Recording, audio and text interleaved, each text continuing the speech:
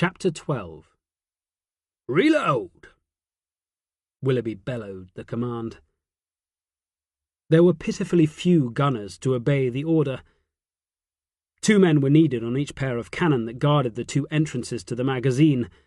That left Willoughby with just his 2 lieutenants and 2 men from the Ordnance Department to serve the 4 cannon positioned in the courtyard. The magazine's servants stood in some semblance of a line to the left of the guns, but already they were shifting and fidgeting, their faces betraying their lack of enthusiasm for the doomed defence. "Ready on number 2 and number 4 guns." Willoughby was standing with the servants he had pressed into service. His head continually swivelled back and forth as he tried to watch the 4 sweating men reloading the cannon, whilst surveying the walls for the next rush of attackers. For the moment, the first loads of canister seemed to have dampened the mutineers' enthusiasm, but it wouldn't be long before they tried again. The sound of a cannon firing was swiftly followed by the crash of another. Clearly the attackers were not relying on their ladders alone, and already both of the magazine's main entrances were under attack. "Native contingent, prepare for volley fire." Willoughby twisted around and snapped the order at the half-dozen men armed with brand-new Enfield rifles. Jack had watched the servants load their guns, going through the drill with little enthusiasm, especially when forced to bite open the cartridge which was liberally coated in grease. Their reluctance had been roundly ignored, but it had still taken them several minutes to load even a single rifle, and that had been with Lieutenant Rayner standing over them and leading them through the convoluted process. There was no chance of them being able to reload in the stress of battle, so Willoughby had ordered dozens more rifles to be broken out of their storage crates and loaded. Each man would fight with at least 6 primed and ready weapons. The servants looked at each other as they shuffled together, the mutterings of discontent rippling through the disordered single rank. They were not trained for this. They were Dobie Wallers and Syces, come to serve the men who worked in the magazine. They stood forlornly facing the walls, their heavy rifles held out with suspicion, as if they did not know what to expect when they pulled back on the trigger. "Quiet in the ranks! Stand together, goddammit! Prepare to fire!" Willoughby's face was puce, the stress and the heat already wearing at his nerves. "Willoughby, here they come!" Forrest shouted a warning. Willoughby's head snapped round as the sound of the attack swelled once again. The first mutineers appeared atop the wall as the second wave of the assault raced up the ladders. "2 and 4 gun, ready!" He bellowed the order and his 2 lieutenants raced to their positions, leaving their colleagues to finish reloading the guns already fired. More and more men swarmed onto the wall. Most were dressed in the uniforms of the sepoys, the men trained by the British now plying their craft against their former masters. Jack spotted the bright facings of at least 2 different native infantry regiments in the horde rushing towards them. The magazine's servants grew more and more agitated. The mutterings turned into shouts, each man gesticulating wildly as they debated in their native tongue. "Silence in the ranks! Face front!" bellowed Willoughby. But his attention was on the growing horde on the walls as still more sepoys piled onto the rampart. Already some were starting to rush along its length, seeking a way down into the magazine's yard. It was too much for the frightened servants. Their cries and wails reached a crescendo, and then they broke and ran. The precious new Enfields were dropped into the dust as the men raced away to the line of storage sheds close to the wall. Forrest was not alone in knowing that they offered the only escape route. "Stand your ground!" Willoughby shouted in frustration. "Sir!" Forrest yelled at his commander. The first sepoys had already made it down the stairs and were rushing into the yard. So far there were only 4 or 5 of them, but the rampart was smothered with fresh men, with dozens more scaling the ladders as they raced each other to get into the magazine and overwhelm the tiny garrison that had defied them. Jack had stayed silent as he watched the chaos unfurl. He saw Willoughby's confusion as he tried to do too many things at once. The danger was building now. Delay any longer and the cannon would be wasted, the enemy too scattered to be stopped even with the brutal power of the canister shot. The lieutenant took a few impotent paces after his fleeing command, his mouth open as he roared at them to return. He was missing the threat to their front. Jack made his decision. It might not be his fight, but he had said he would stay. Now it was time to take control. "Number 2 gun, prepare to fire." He snapped the order. "Fire!" Forrest obeyed the command without question. The second gun in the line buckled as it discharged its double load of canister, which scythed through the horde on the wall, killing and maiming indiscriminately.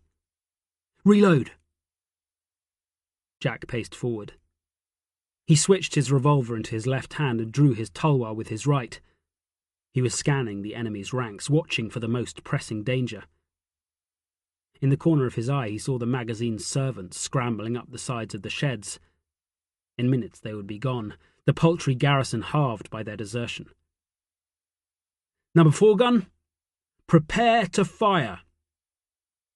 His voice was loud but controlled. He gave the order clearly, and without hesitation, expecting to be obeyed.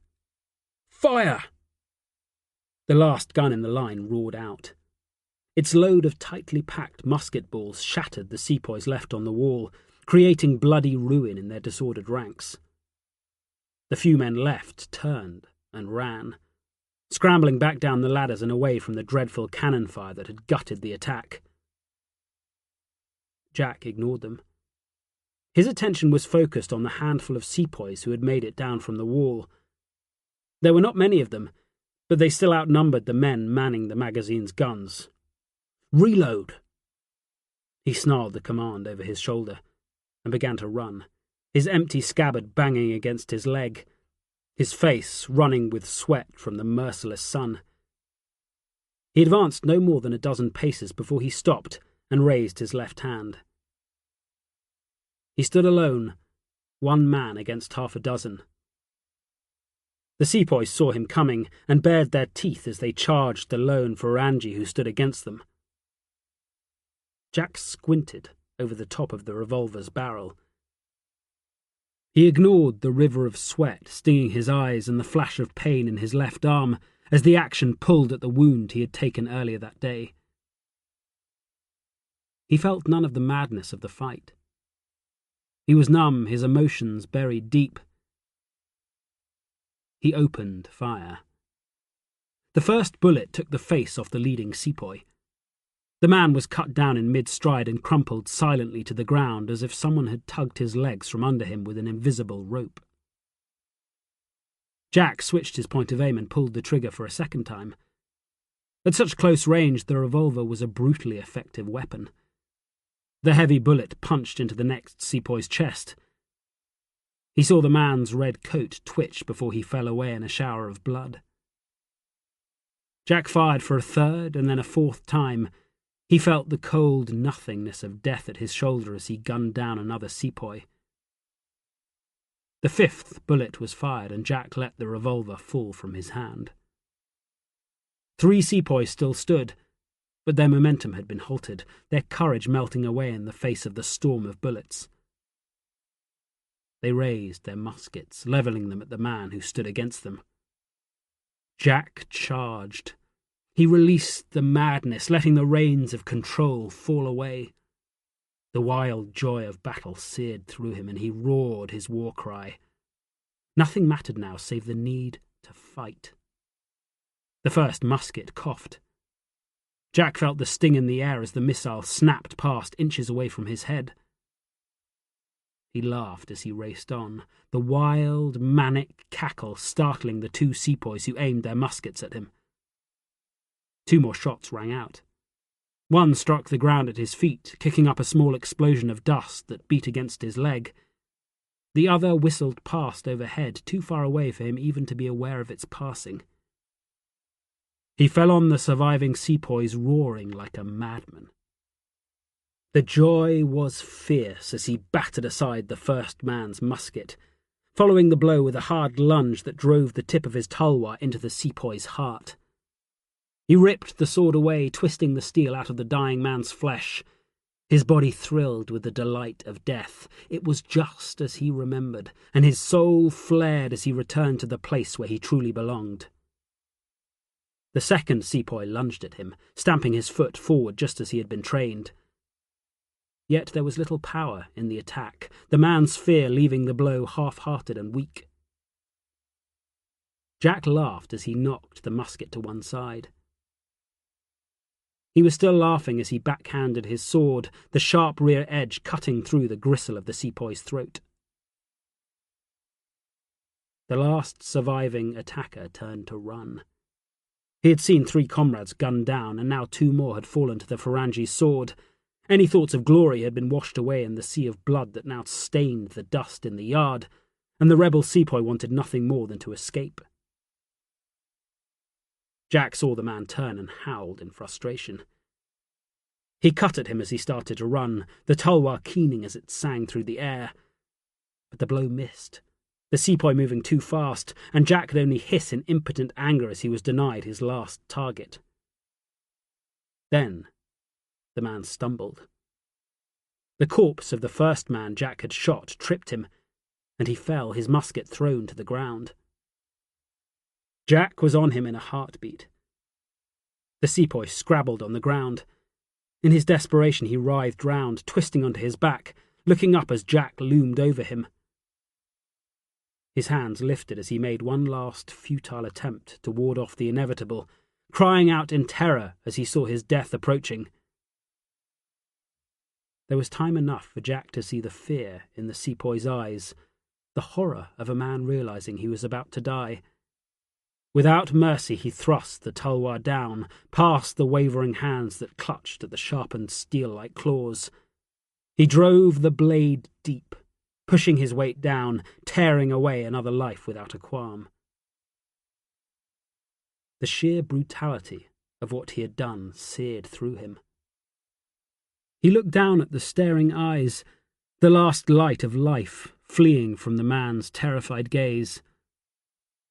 It was enough to end the madness, to send the soul-rending joy of the fight scuttling back into the darkest recesses of his mind. He retrieved his blade and turned slowly on the spot, running his eyes over the men he had slain. He felt nothing as he surveyed the tattered flesh, the blood and the gore spread wide around him. His heartbeat slowed as he saw that the danger was past, that not one of the twisted corpses showed any signs of life. He lifted his gaze and became aware of the scrutiny of those who had stood and watched as he charged the rebel sepoys. Willoughby, Forrest, and Rayner were staring at him as if seeing him for the first time. He looked past the line of cannon and saw Armourer's frightened face watching his every move. He stalked back to the gun line, snatching up his fallen revolver as he went. The men watching him tore their eyes away, busying themselves with the task of reloading the cannon, suddenly uncomfortable in the presence of such a killer. Armourer walked forward alone. "Are you all right?" She spoke first, the look of horror still bright in the white of her eyes. Jack nodded. His mouth was dry and his throat was clenched tight. "You killed them all?" Armourer shuddered, the memory of watching him fight haunting her. "I had no choice." Jack's voice was cold. Despite the power of the relentless sun, he shivered. Armourer nodded slowly before coming to his side and taking his arm, pressing herself close to him, warming him with her body. She led him away, taking him out of the sun and away from the stairs. She leant her head against him as they walked. "I was so very frightened, Jack." She spoke in a whisper. She lifted her gaze, looking up at him, searching his face for a trace of the man she had become used to seeing. "That makes 2 of us." Jack wanted a drink, something to scour the bitter taste of blood and fear from his throat. "How do you manage Amara stumbled at his side, and he forced his tired muscles to harden to keep her on her feet. "How do you go back to that?" "I'm used to it." He held fast to the words. "I'm a redcoat." His voice threatened to break. "It's what we do." He looked at the ground as they made their way towards the nearest shade. He had said enough. His country had taken him in. It had dressed him in the uniform of the Queen and had taught him how to kill. It had made him what he was, and nothing and nobody could ever change that. Chapter 13. The rebels had not come again. The cannon were reloaded with canister, ready to greet the next assault that they all knew would surely come. But for now, the defenders had been left alone, and the handful of exhausted men had slumped down in any shade they could find, using the reprieve to recover their strength as best they could. Jack sat with Forrest, Rayner, and Willoughby in the shade of the single tree, close to the main ammunition store. The trail of powder lay within arm's length, its presence hanging over the group like a shadow. Only Jack seemed able to ignore it. The three lieutenants would occasionally look across, their eyes coming to rest on the fuse that would, if fired, likely destroy everything within half a mile, including all who stubbornly defended the magazine. "So, will you tell us who you are now, Jack?" Lieutenant Forrest asked the question.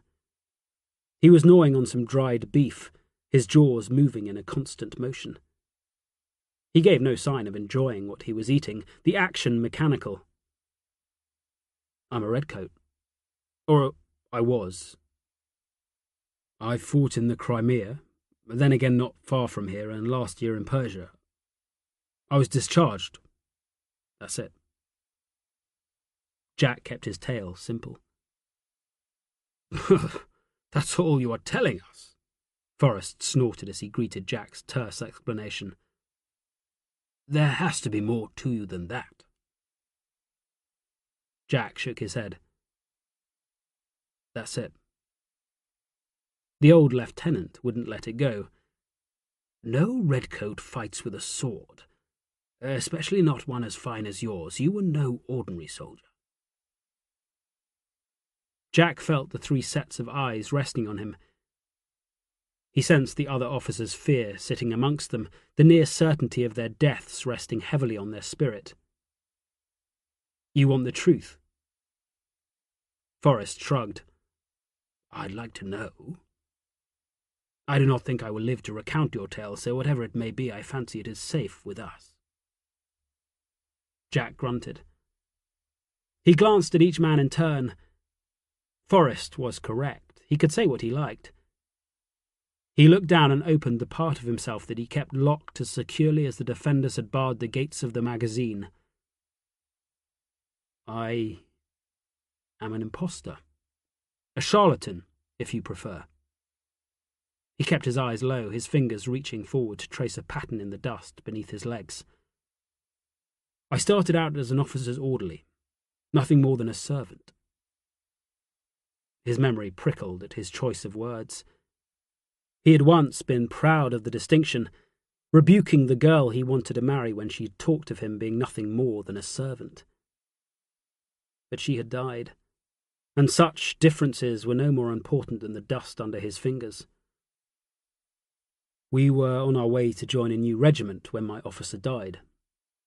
I was left alone, I had nothing, so I put on his uniform and went to the new battalion anyway." He looked up. The three officers were captivated, his story weaving a spell around them. They no longer thought of the danger, or that the span of their lives would now be measured in minutes and hours rather than years. Jack smiled. The reaction was just as he had intended. He did not care that he was revealing his crimes. For the first time, it no longer mattered. "No one stopped me or asked who I was. I was dressed correctly and behaved quite as an officer should, so not one person questioned my right to be there. We went to the Crimea, and I was no longer a redcoat. I was an officer, and I commanded a company." He fell silent. His mouth was dry and he felt like a fool. It was a sorry tale. He had once thought of it with pride, his daring and his guile something that set him apart. He had learned that such vanity meant nothing. In battle, the only thing that mattered was the will to endure and the ability to fight. He discovered he could do both. Lieutenant Rayner spoke for the first time. Like Forrest, he was old for such a junior rank. His beard was completely grey, with no legacy of its former colour left. "So, you're a damned felon," he snorted, his opinion of Jack's revelation clear. "We should clap you in irons." Jack could have laughed aloud. It was the response he had expected from a certain type of British officer. He held out his arms, his wrists touching. "Be my guest." He stared at Rayner. "You want to try?" "Enough!" Willoughby snapped the word. He might not have looked the part, but there was authority in the command, and it was enough to silence Rayner. "This is neither the time nor the place. Mr. Lark has demonstrated his willingness to fight at our side, and I see no reason to be anything but thankful in that regard." He reached across and tapped Jack's leg. "Do go on," he urged. "You cannot stop now." His face betrayed no disapproval. "It's a great tale. I would know more if you would be happy to share it." Jack glared at Rayner, then resumed his idle tracing in the dust. "I fought at the Alma."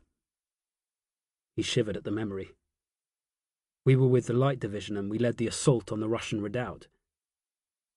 We lost a lot of men." He looked at Willoughby, staring hard into the officer's eyes. "The Russians did not want to give up their guns, but we took them anyway." His mind was replaying the dreadful assault. The Russian gunners had flayed the redcoats' ranks, knocking the men down like skittles at the fair. But the British infantrymen had endured, advancing no matter how many of their mates were cut down, and they had butchered the Russian gunners. He had a vague memory of a young Russian artillery officer standing against him. It was the first time he had fought someone face to face. He closed his eyes as the memory of the men's death rushed into his mind, and he felt the darkness start to encroach. He opened his eyes, letting the midday sunshine dispel the memories. The three officers had looked away, his long pause unsettling.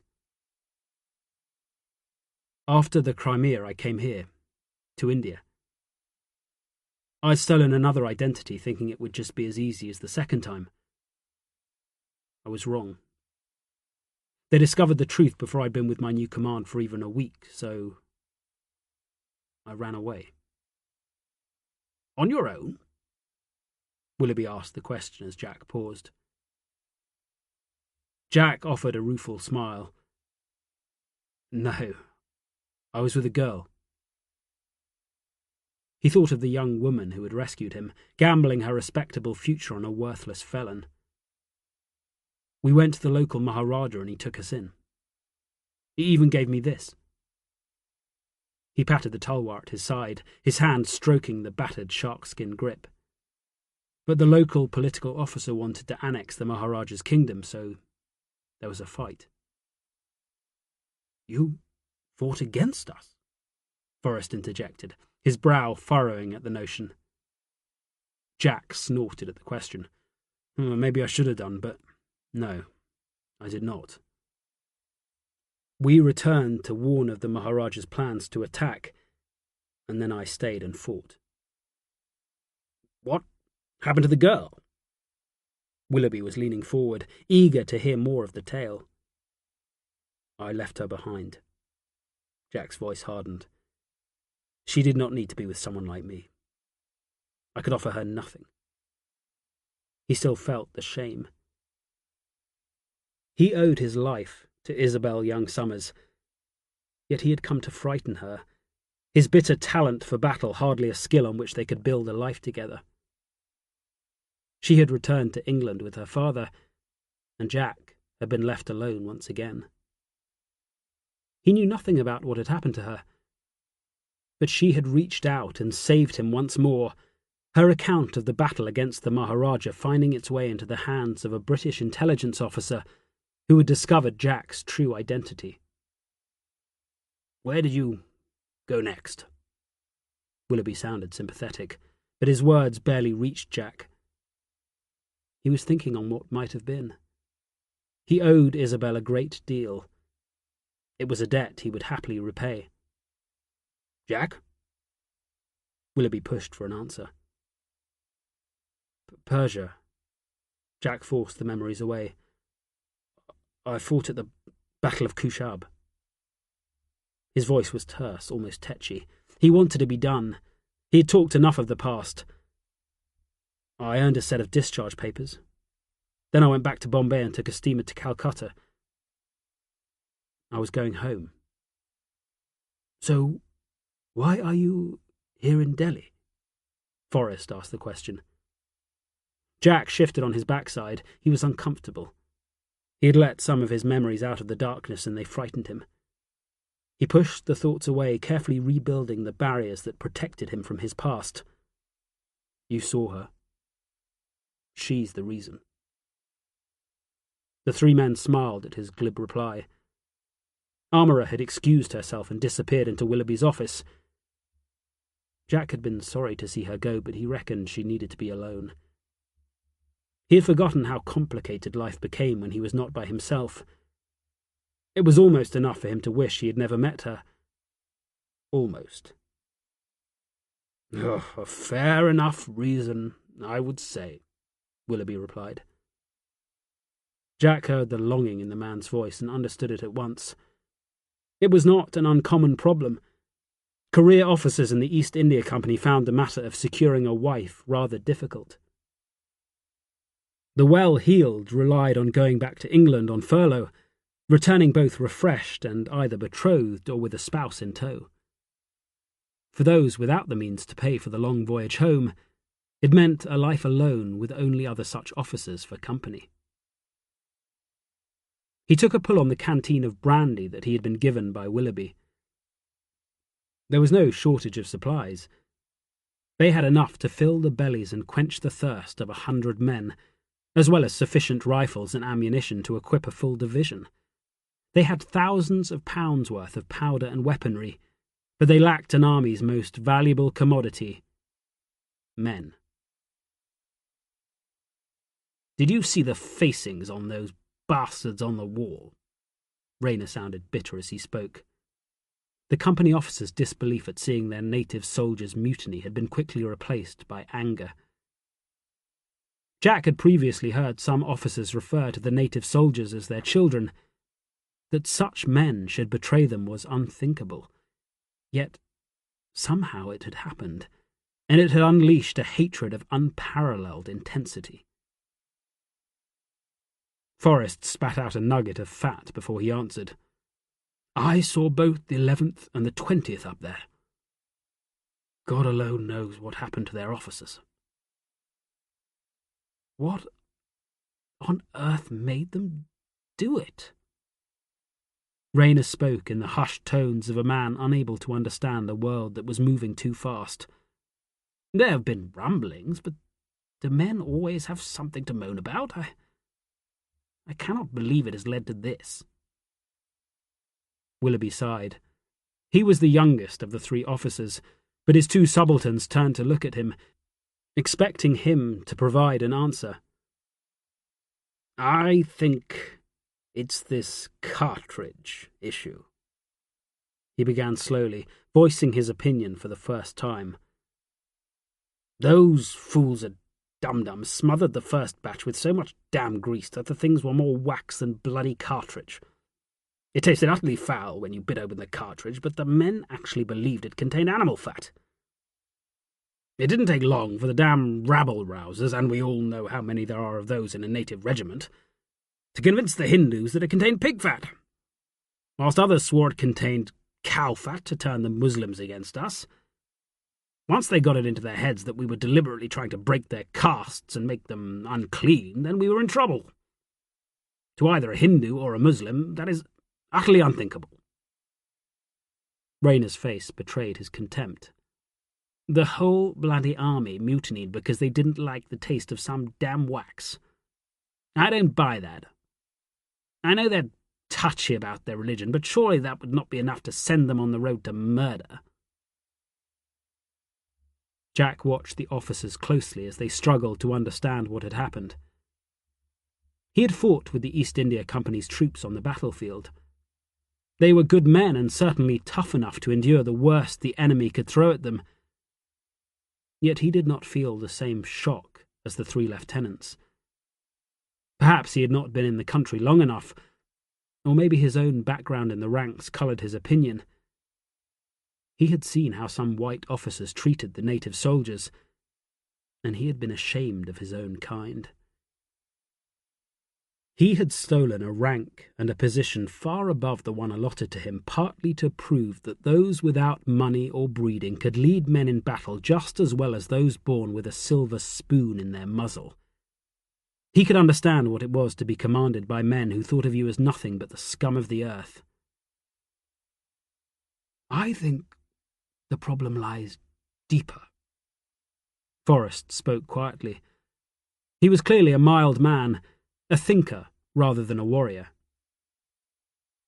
"Ever since we annexed Oud and Suad, the men have been different.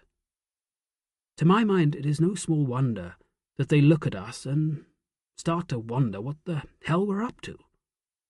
From their point of view, we've been pissing on their boots for years, eroding their traditional way of life at every turn. Our new technology is everywhere. First there was the telegraph, then steamships and new roads. Now we've even started building railways, and God alone knows where that will end." Jack had started at the mention of Suad. He had witnessed at first hand the heavy-handed approach to diplomacy taken by the British political agent stationed there.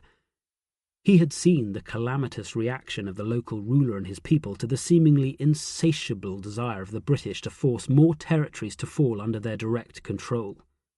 Hundreds had died to further a political agenda, their lives sacrificed to ambition and greed. Rayner coughed before answering his fellow lieutenant, his discomfort obvious. "That is all so much bunkum, Forrest. We're improving the damn place. The buggers should be grateful." "Would you be?" Jack joined the new conversation for the first time. "How would you feel if some Maharaja stomped through Kent, changing your laws and ignoring your traditions? How would you react if he demanded you stop believing in your false god and ordered you to worship Allah?" Rayner coloured. "I don't like your tone, young man. That could never happen, and it never shall." Jack shook his head. "We're changing their lives. We ban sooty and swamp them with missionaries. We fill the army with anyone able to buy, beg, or steal a commission, and then we permit them to lord it over the native officers who have been leading their men for decades. We take away the men's allowances and force them to serve overseas, and we don't give a shit when they come to us and tell us of their grievances. Is it any wonder they're not exactly happy?" "Nonsense!" Rayner spluttered as he coloured with temper. "Is sooty a good thing, then? Should we let all the poor widows be killed when their husbands die?" "Of course not," Willoughby intervened. "Jack is merely saying that we should see it from their point of view. Is that not right?"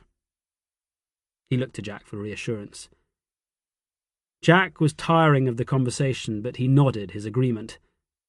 He'd wasted too much breath on crass officers like Rayner to be willing to carry on the pointless argument. "We have seen some of what he says here," Willoughby continued.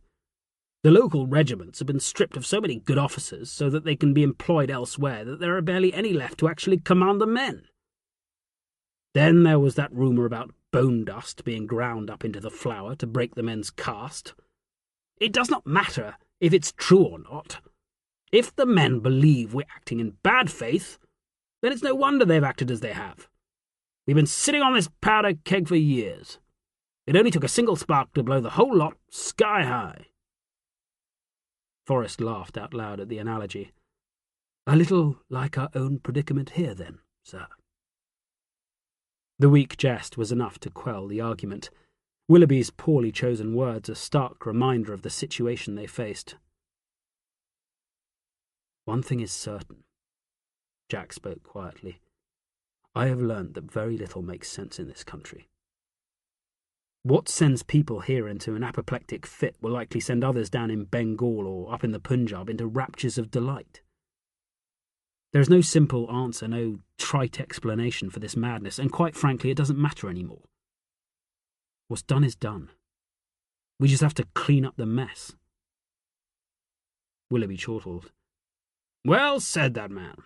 We can all agree on that at least." Rayner looked like he had just opened a sack of turds, but he managed to nod in some sort of agreement. "Good." Willoughby lumbered to his feet, dusting the seat of his breeches as he stood.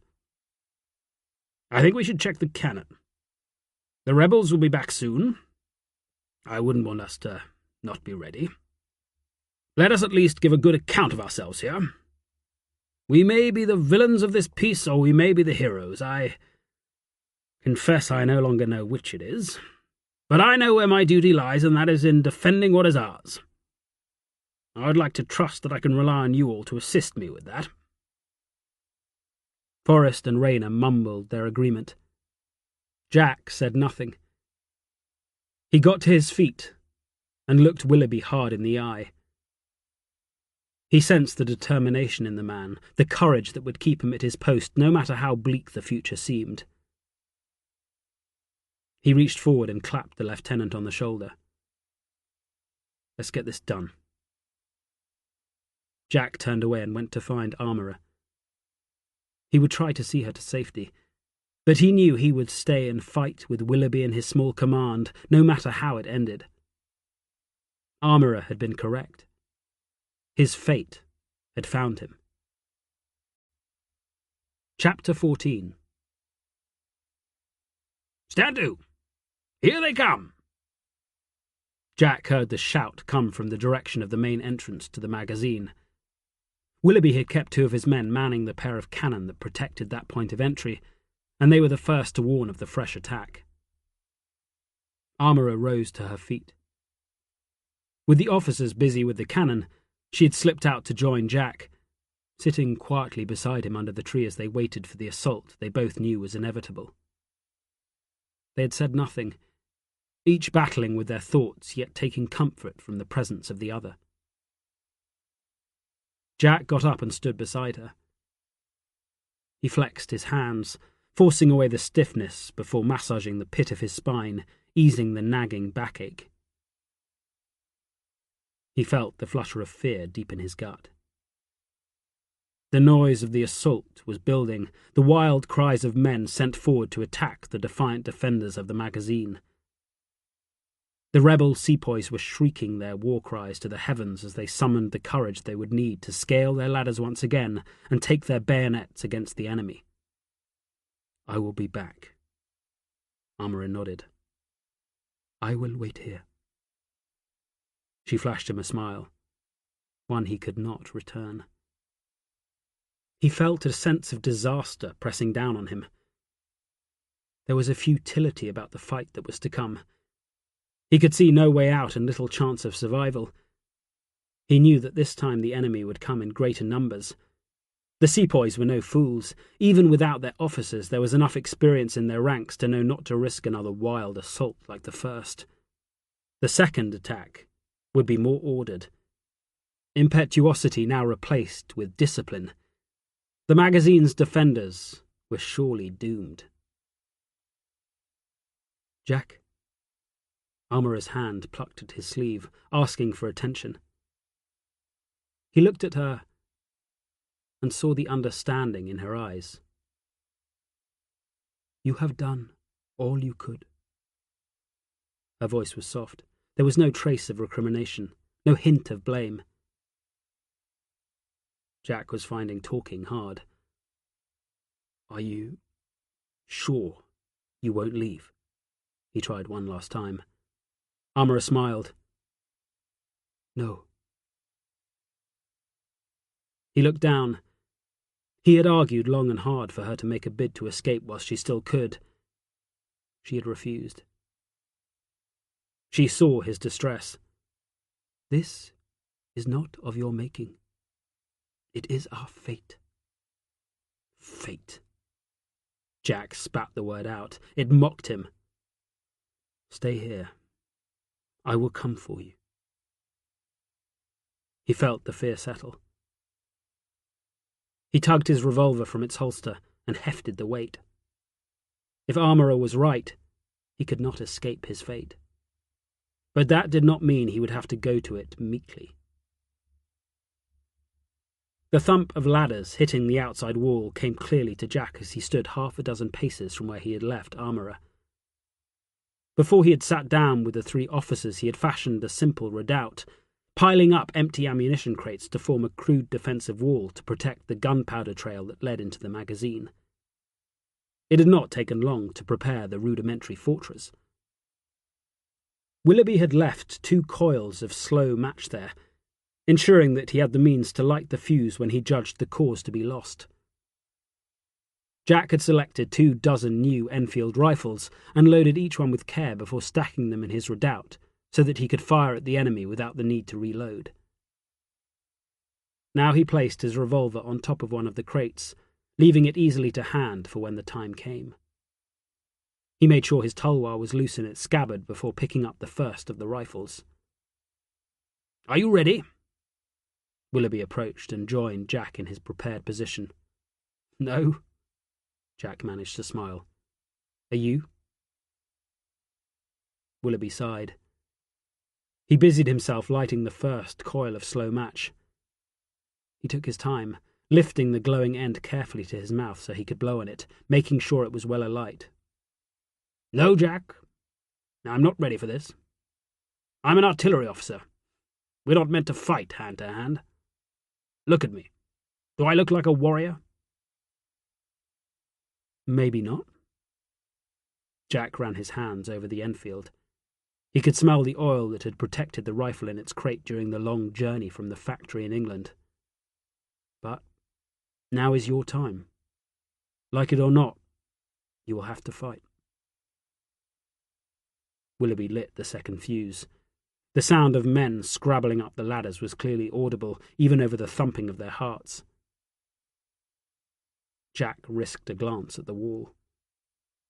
He saw the leading attackers appear, the turbaned heads bobbing as they moved fast. "Good luck, Jack." Willoughby's voice rasped in his throat. "I never got the opportunity to thank you properly for your assistance." Jack pulled the Enfield into his shoulder, settling the heavy wooden stock so that it fitted snugly against the muscle. "It's a bit late for that." He spoke out of the side of his mouth, his eye peering through the rifle's sight. The head of a mutinous sepoy hovered over the tip of the barrel. "But thank you." The words were lost in the crash of the rifle firing. Jack grunted as the recoil punched hard into his flesh. The head of the climbing sepoy snapped backwards, the spray of blood bright enough for Jack to see before the first waft of powder smoke obscured his view. The second fight for the magazine had started. This time there would be no easy victory. Jack threw the empty rifle to one side and reached for another. They might be doomed, but he would not stop fighting. It was all he could do. "Number 1 gun! Fire!" The leftmost cannon in the gun line opened fire. The double load of canister exploded from the barrel, flames spewing as the shot roared away. It ripped through the lead ranks of sepoys, knocking men down, their bodies tumbling from the rampart. Jack fired another Enfield, the echo of the cannon blast ringing in his ears. He missed, the bullet cracking against the stone parapet behind the crouching sepoy he had been aiming at. He tossed the rifle away, his left hand already reaching for the next. He did not curse as he failed to hit his target. He felt nothing but an eerie calm. Even as he fought, for the last time, he kept his feelings at bay, His only thought, the next target, the next shot. "Number 2 gun, ready! Fire!" Willoughby stood to the right of the line of cannon. His thin sabre lifted high before he cut it down through the heavy air as he roared the command. The sepoys were spreading out fast. Rather than galloping for the turrets and the stairs that led down into the courtyard, they were fanning out, filling the rampart. Already more than 20 men had made it safely into position, their muskets trained on the handful of defenders. The second cannon fired, its charge blasting out in a fresh spew of violence. Another file of sepoys fell, their bodies shredded by the dreadful storm of canister. The corpses tripped the men behind them, blocking their path, but it did not take long for the ruined bodies to be kicked heartlessly to one side, the flow of reinforcements quick to clear a path through the carnage. Jack fired again. His shot was good and true, and his target bent double over the hole torn in his stomach. The man fell, his body pushed unceremoniously over the edge of the rampart by the callous boots of other rebel sepoys. Another wave flowed up the ladders and over the wall. They rushed forward, filling the gaps in the line of men who knelt down, peering over the sights on their percussion-capped muskets as they aimed at the stubborn group of Farangi still fighting, even though their cause was surely lost. Jack snatched up his next weapon. He could see a man directing the sepoys, his bellowed commands retaining order even as the defenders blasted huge holes in the attackers' ranks. He pulled the rifle into position, aiming at the enemy leader, bringing the man's face into his sight. The sepoys fired first. The storm of musket balls cracked against Jack's barricade. He flinched, ducking away as they tore huge splinters from the wooden cases behind which he sheltered. The cases were sturdy enough to keep him safe, and he stood and snapped off a shot, only ducking back into cover as he saw it go wide. A cry to his left told him that the men manning the guns had not been so fortunate. He glanced across and saw Forrest on the ground, his left hand smothered with blood. Another of the gunners lay stretched out in the dust, his right arm twisted and useless. "Number 3 gun! Ready!" Willoughby snapped the order. He had lost his shako to the enemy fire, but was otherwise whole. His voice wavered when he saw no one standing ready to obey the command. To his obvious relief, Lieutenant Rayner rushed across to snatch up the lanyard that had fallen from Forrest's grip. "Fire!" Canister belched from the maw of the cannon as Rayner pulled the lanyard. It cut down half a dozen attackers, but they were quickly replaced, the ramparts filling fast as more and more rebels piled over the wall. "Shit!" Jack ducked out of sight as another musket volley blasted out. A thick splinter sliced through the soft flesh under his right eye, and he felt the blood hot on his skin. He ignored the pain and got back to his feet, aiming the next rifle at the attacking horde. He looked for the man bellowing commands and spotted him on the rampart, his arms gesticulating wildly as he ordered men to fill the gaps the cannon's shot had ripped in the sketchy formation. It took a single heartbeat to bring the man into the rifle's sight. This time Jack paused, forcing his muscles to hold still. He saw the man's mouth open wide as he bawled out another order to fire. He felt a desperate urge to hide away, but forced himself to stay where he was. The enemy answered the command, the volley tearing huge rents in the ammunition crates, but Jack held still, keeping the target in his sights. The air stilled, and he pulled the trigger. The Enfield fired a heavy bullet. It hit the sepoy's leader in the neck, tearing through the thick gristle as if it were silk. It was a dreadful wound, half severing the man's head. He fell away, his orders cut off. Yet there were so many sepoys on the wall that they needed no more orders. Fresh men crowded into the melee, their muskets pulled hastily into their shoulders, their fire scouring the courtyard, aimed at the line of defenders no more than 40 to 50 yards away. "Number 4 gun ready!" Willoughby refused to be cowed and stood tall, braving the muskets even as he shouted the order, "Fire!" His words were followed by nothing but silence. There was no one left to answer their commander's order. Willoughby stood quite alone. The men under his command now sprawled and bleeding in the dust. More muskets fired. The volley was drawn out, each man pouring on the fire as soon as he was able. The musket balls smacked into the courtyard, kicking up puffs of dust that leapt high into the air so that it looked as though the soil was under attack from a deadly hail. Willoughby fell. The sepoys cheered as the defender's commander hit the ground, their roar of victory echoing around the courtyard. They made for the towers that would give them access to the blood-strewn magazine, elbowing each other in their haste, the madness infectious. Each man fought to lead. The quickest amongst them would be able to be the first to drive their bayonets into the bodies of the men who had killed so many of their comrades. The sepoys hollered with the joy of their victory. But one defender still lived. Chapter 15. Jack moved fast. He had seen Willoughby fall, his face turned into a mask of blood. He snatched up his revolver as he left his shelter, thrusting it clumsily into its holster, and raced across to the line of silent guns, his eyes focused on the lanyard that would fire the last cannon in the line. The sepoys roared in anger as the lone defender broke from cover. Jack paid the sound no heed. He slid to a halt beside the gun, his boots skidding in the dust, his hands reaching for the fallen lanyard.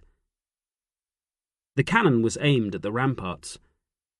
Even with dozens of the sepoys racing down the hidden stairways, the gantry behind the wall was still packed with men.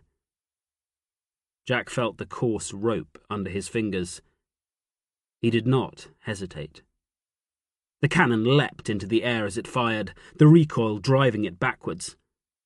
The double load of canister belched forth, the tightly packed musket balls in the casing creating a fan-shaped wedge of death amongst the ranks of sepoys on the wall. Many were scythed down, bodies flayed by the wicked storm, a wide, gory channel cut in the crowd. It would not be enough to stem the tide. Even as the cannon's fire knocked a dozen men from their feet, the fastest attackers were reaching the courtyard. This time there were far too many for Jack to fight alone. He scrambled to his knees and saw the faces of the men rushing to kill him.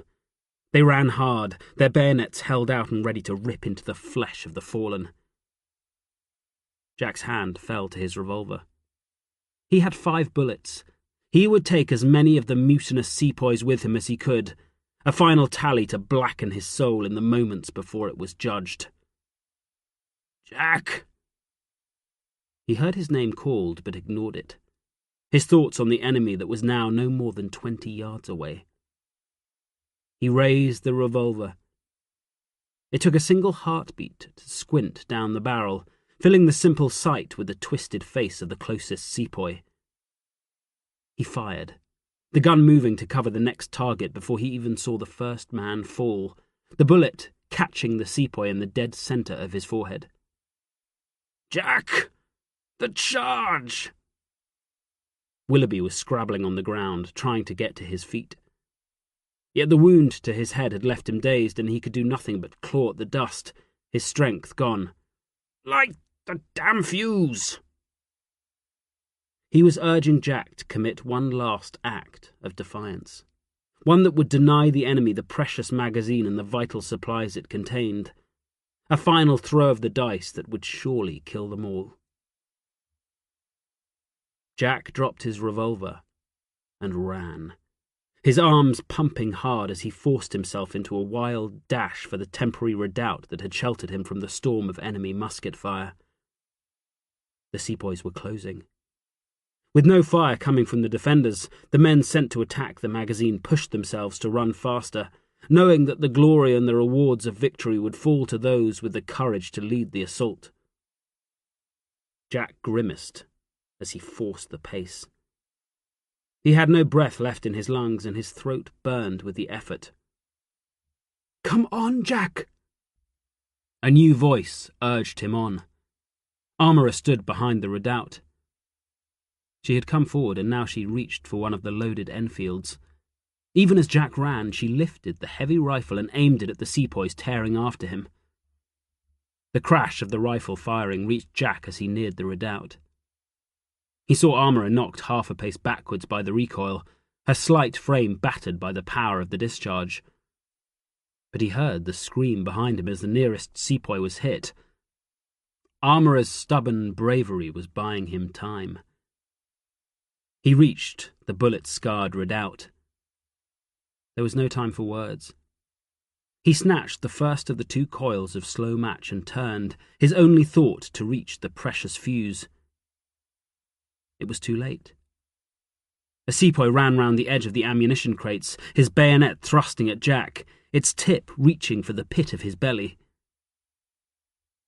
An explosive grunt spat from the sepoy's mouth as he put every ounce of his strength into the attack.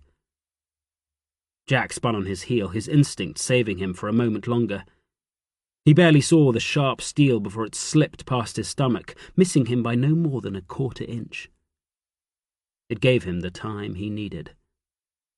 He saw the grimace on the sepoy's face as the blow went wide. The anger that had driven it turned to panic. With the slow match in his left hand, Jack drew his tulwar. It keened as it slipped from its leather scabbard, the dried blood in the writing etched into the blade, a reminder of the men it had already slain that day. He slashed it forward, the action smooth and instinctive. The tulwar ripped through the sepoy's throat, the tip tearing away the man's scream of horror.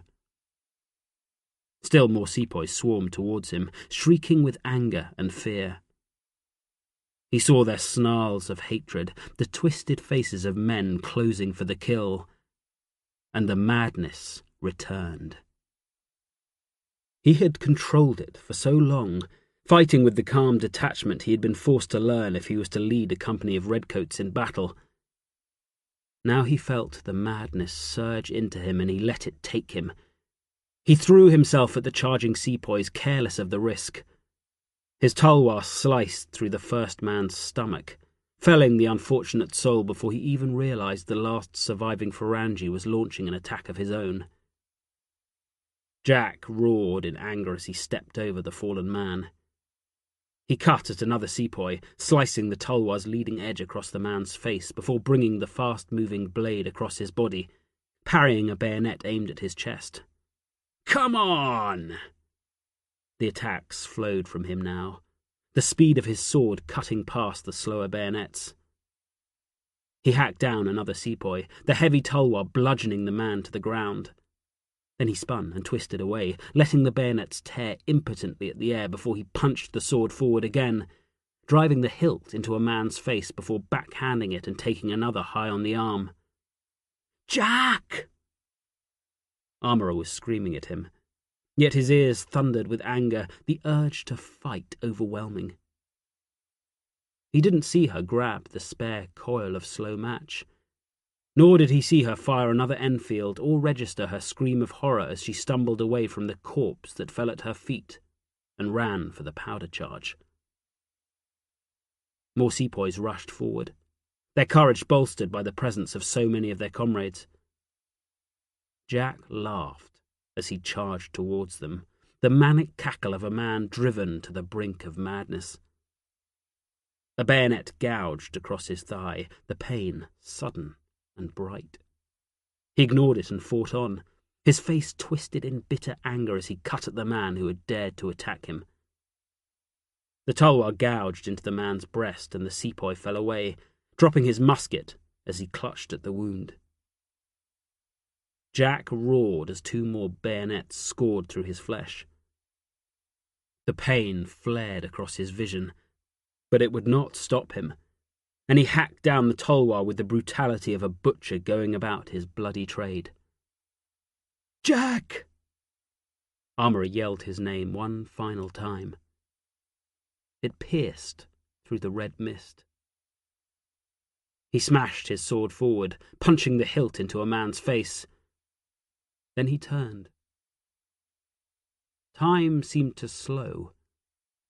He was still fighting, yet he saw Armourer bending over the powder charge before throwing the slow match to one side and running towards him, her eyes wide in terror. She threw herself at him, her wild scream the last sound he heard. The collision sent him tumbling to the ground, his precious tulwar knocked flying from his bloody grasp. They hit the ground hard, their bodies intertwined. Then the whole world exploded, and everything went black. The explosion was immense. The ground shook with the force of the massive blast, the very fabric of the earth lurching and twisting. A powerful wave rushed outwards, scything men from their feet or throwing them high into the air as if they were nothing more substantial than fallen leaves picked up and blown by an autumn gale. The shock wave raced on, smashing everything in its path. Walls tumbled, huge clouds of dust thrown into the sky as the heavy stones crashed down. The metal gates that had barred the entrances were flung far into the streets outside the magazine, the steel twisted and broken.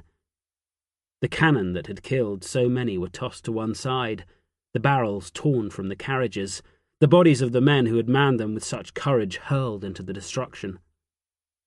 The explosion went on and on. An enormous black cloud billowed upwards, the swirling smoke flashing as more blasts rippled out to tear huge red holes in the plume. The attacking sepoys did not stand a chance. Against such power their bodies were as nothing. Dozens were torn apart by the brutal force of the massive detonation, limbs ripped from bodies that were shredded by the flying debris. Still more were thrown from their feet, the surging power of the blast driving them into the ground, crushing the air from their lungs, singeing and burning the fabric of their clothes. Others were crushed beneath the falling masonry and buried under the rubble. Not one man was left standing. Chapter 16. Jack felt himself flying through the air. He tried to cling to Armourer, but he could do nothing against the power of the explosion. He hit the ground hard, skidding and sliding as the force of the blast tossed him like a tiny rowing boat caught in a tempest. He smacked hard into the base of a wall, the brutal impact slamming through his body. He was deafened, the roar of the explosion lost in a sudden silence.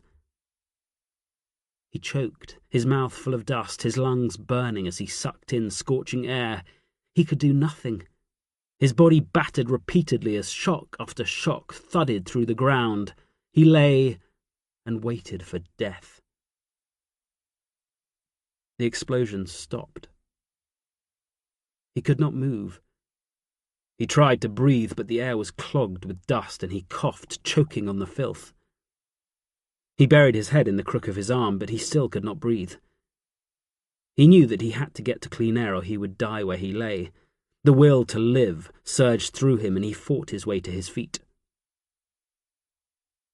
He lurched into motion, fighting through the dense cloud that smothered the remains of the magazine. He could hear nothing, and the pain in his head pounded hard enough to split his skull. His throat was glued shut, and he retched as he tried to swallow. He staggered on, then stumbled, his feet kicking against the fallen barrel of a cannon. He tottered away, just about keeping his balance, and scraped at his eyes, clawing away the dirt that crusted his face, then tripped again, stumbling over a man's naked torso. The arms, legs, and head were missing, the remains barely recognizable as human under the thick layer of dust that coated every inch of flesh. His vision started to clear. He saw a few other figures stumbling to their feet, yet he felt no sense of danger. The handful of sepoys who had survived the blast no longer a threat. They were all now just survivors, all notion of the battle lost in the immense destruction. The walls of the magazine had been thrown to the ground, the tall towers now little more than foot-high stumps. The main buildings had simply ceased to exist, a deep, smouldering crater all that was left of the massive collection of ammunition and powder. Jack staggered on. He looked from side to side, a slow, painful sweep of the ground as he searched for armourer. It did not take him long to find her. She lay on her side, her body curled into a ball. She looked as if she had been cast from ash, her whole body buried under a thick casing of dust. He fell to his knees at her side, his heart seized in a remorseless grip. Slowly, hesitantly, he reached forward, his fingers moving with the gentleness of a new parent reaching out to check their sleeping child without wishing to disturb. He felt the first stirrings of a familiar grief. It banished the emotion from his soul, leaving nothing but blackness. He carefully brushed at Armourer's cheek, pushing away the foul layer of grime, searching for the warmth of flesh beneath. He knew he would find none. He was certain that any trace of life would be long gone, just as it had been all those years before when he had knelt at the side of the girl he had loved and hoped to marry. His hand trembled as he touched her, expecting the final confirmation that he had failed utterly yet again. A single eye opened. It looked at him in incomprehension, the glazed stare of the barely conscious. Jack felt his heart leap, a surge of relief that banished the darkness. Armourer. He spoke her name. The word sounded muffled and strange, but he saw her eyes focus, her senses returning as she heard him call to her. He eased her up, moving her slowly and with great care, at any second expecting her to call out in pain. Her mouth started to move, forming sounds he could not hear. She clung to him, holding him tight as she sat up.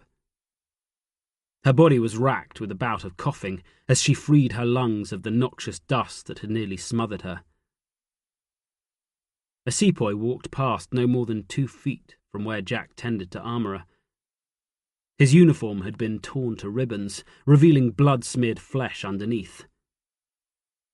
Minutes before, the 2 men would have been clawing at one another, the desperate need to kill or be killed driving them to fight. Now the appalling destruction made such a base emotion seem inconsequential. Against the monstrous explosion, nothing mattered. Jack pulled Armourer to her feet, watching her anxiously for signs of pain. She swayed, staggering against him, but at least appeared to be whole. He said nothing. He took her hand and turned to lead her away.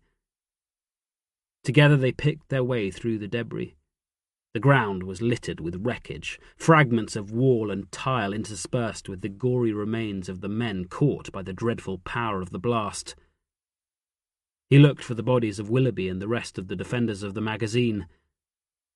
He saw no one, and could only think that they too had died, either from the wounds they had taken when the sepoys had opened fire, or from the explosion. He'd only known the odd collection of officers for a few hours, yet he felt their loss keenly. His eyes also roved the heaps of rubble for a glimpse of his tulwar, the precious blade that had seen him through so many fights. Amidst so much death and destruction, the loss of the sword meant little, and quickly he gave up the search, his battered body moving steadily onwards, leading them to safety. There was no longer any need to plan their escape. The walls of the magazine had been completely destroyed by the detonation. It did not take them long to pick a path through the wreckage and into a dark side street. Jack's battered senses were slowly starting to return. With them came the fear. They were still trapped in a city gripped by madness. The destruction of the magazine and the carnage it had inflicted on the marauding sepoys had saved them, but they were still in danger. The streets around the magazine were deserted. It was as if the explosion had scoured the madness from that part of the city, and they were able to make their way to the great wall that surrounded Delhi. They did not speak, both too dazed and exhausted to waste their breath. At last they reached the long slope that led to the rampart. "The gate." Amara tugged hard on Jack's hand, the urgent whispered question a sign that her own sense of danger was returning. "No." Jack craved rest, his abused body protesting with every step. He did not know how many wounds he carried, how many bayonets had pierced his skin, how many rocks had battered and bruised his flesh. He did not care. All that mattered was getting out of the city. "Then, where are we going?" "There." Wearily he pointed. There was only one safe route out of the city. They would jump from the wall. Amara was too tired to argue. She let him lead her to the edge. He peered over the top. He could see the ground, but he was in no state to gauge the distance to the earthen escarpment below. 20 feet? 30? He did not know, but he was certain that it was far enough to risk breaking a leg or an ankle. He turned, scanning the ramparts for signs of danger, searching for a better way out. Behind him, huge plumes of smoke billowed over the rooftops, the bright red flashes of raging fires crackling at their base. The sound of gunfire echoed around them, sometimes no more than single shots, but then the noise would swell and grow as several muskets fired at once. Then there were the screams. The dreadful shrieks of men and women being murdered, the inhuman sounds catching at his already finely stretched nerves. They had run out of options. "I'll go first.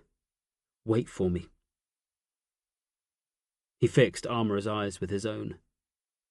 Despite all they had endured, he could still see the spark of life they contained. "I'll catch you." He smiled, the movement cracking the thick layer of grime that crusted his skin. Amara smiled in return. "You had better." Jack wanted to say more, but there would be time for that later when they were safe.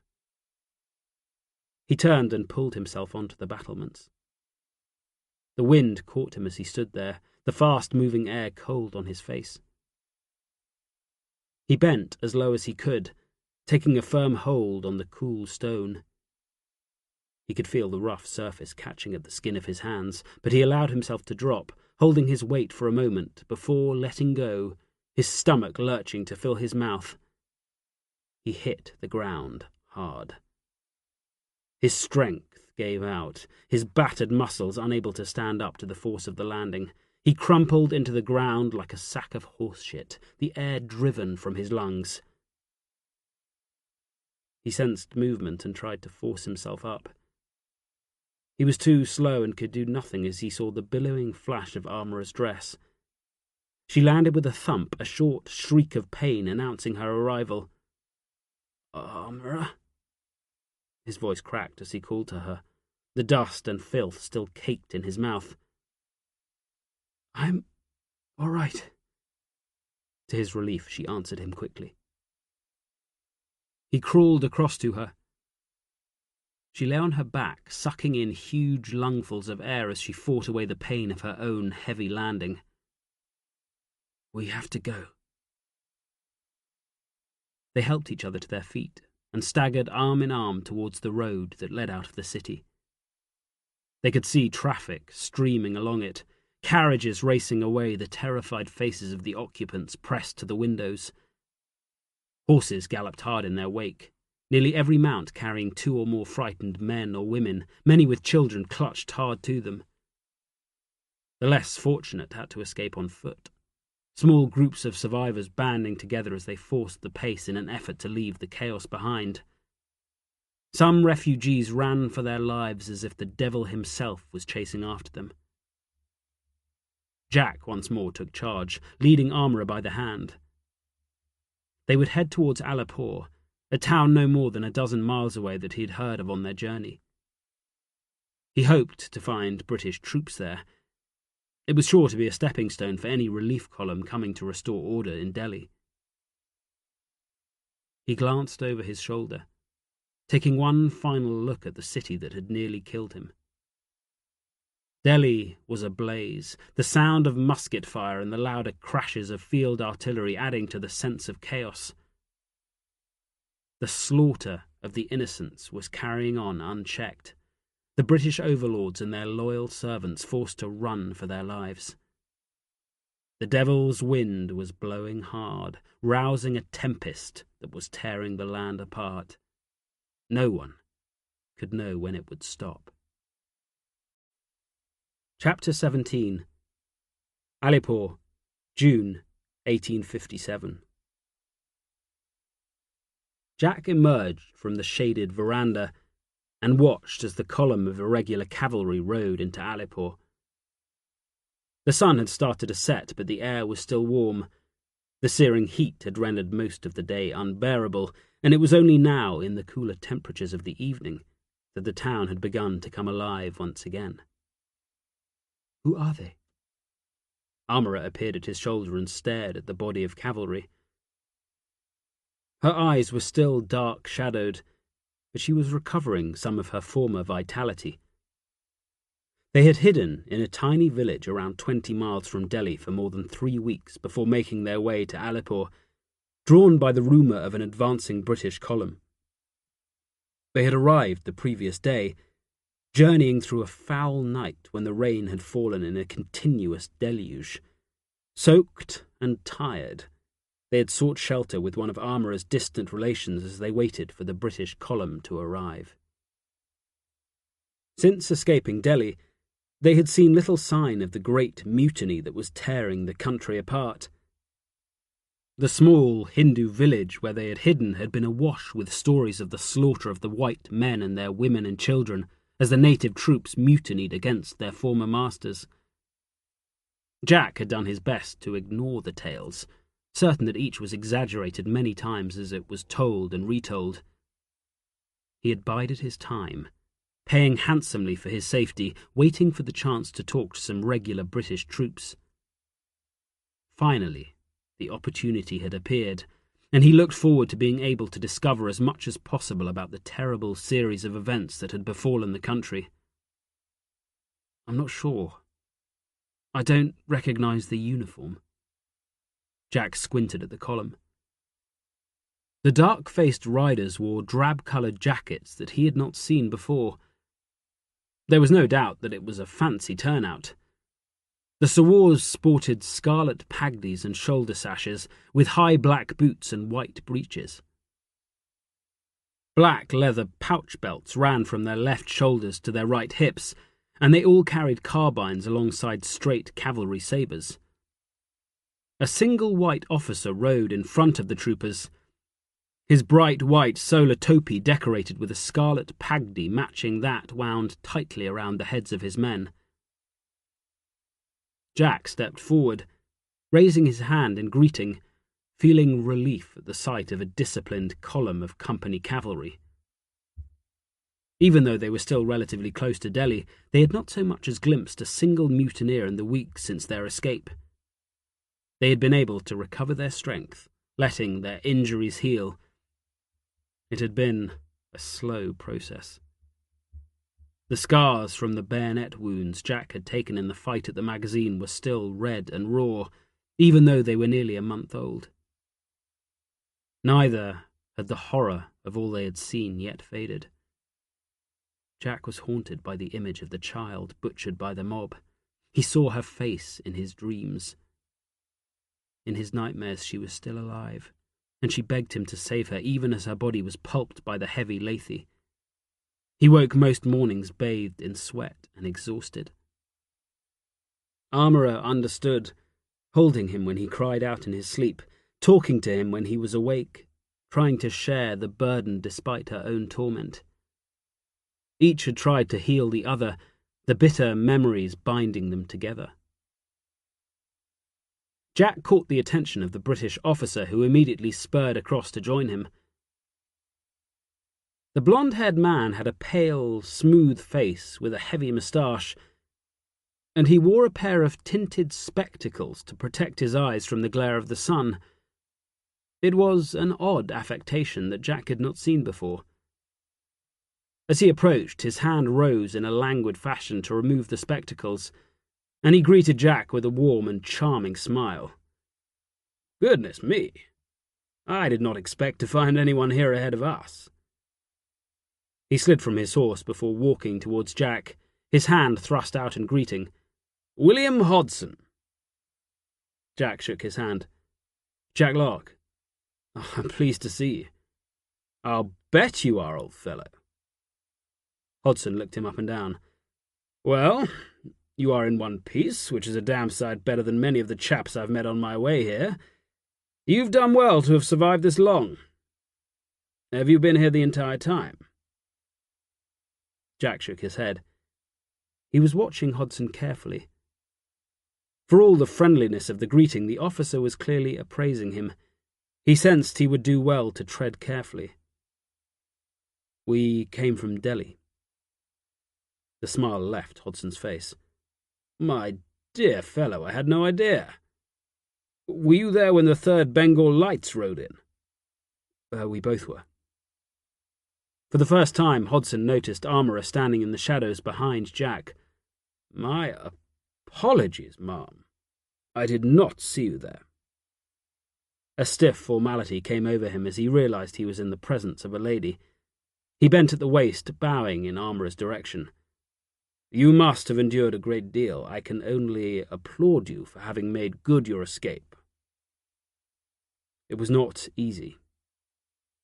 Jack saw the way Hodson's eyes narrowed as he looked at Armourer, like a hunter spotting his first glimpse of a tiger in the undergrowth.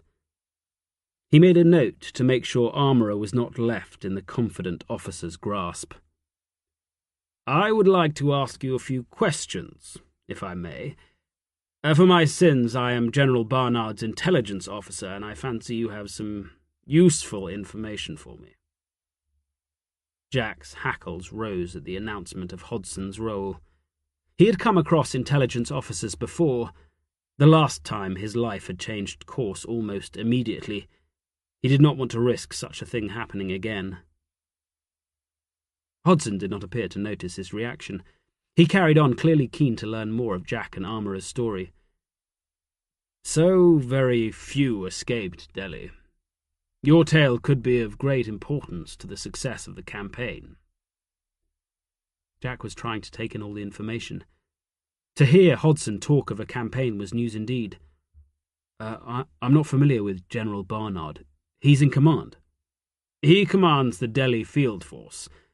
Poor old General Anson fell sick and died, so Barnard has been tasked with the relief of the city." "That won't be simple." Jack became serious as he understood the column's objective. "Delhi will be a tough nut to crack." Hodson scowled. "We are aware of that, old fellow.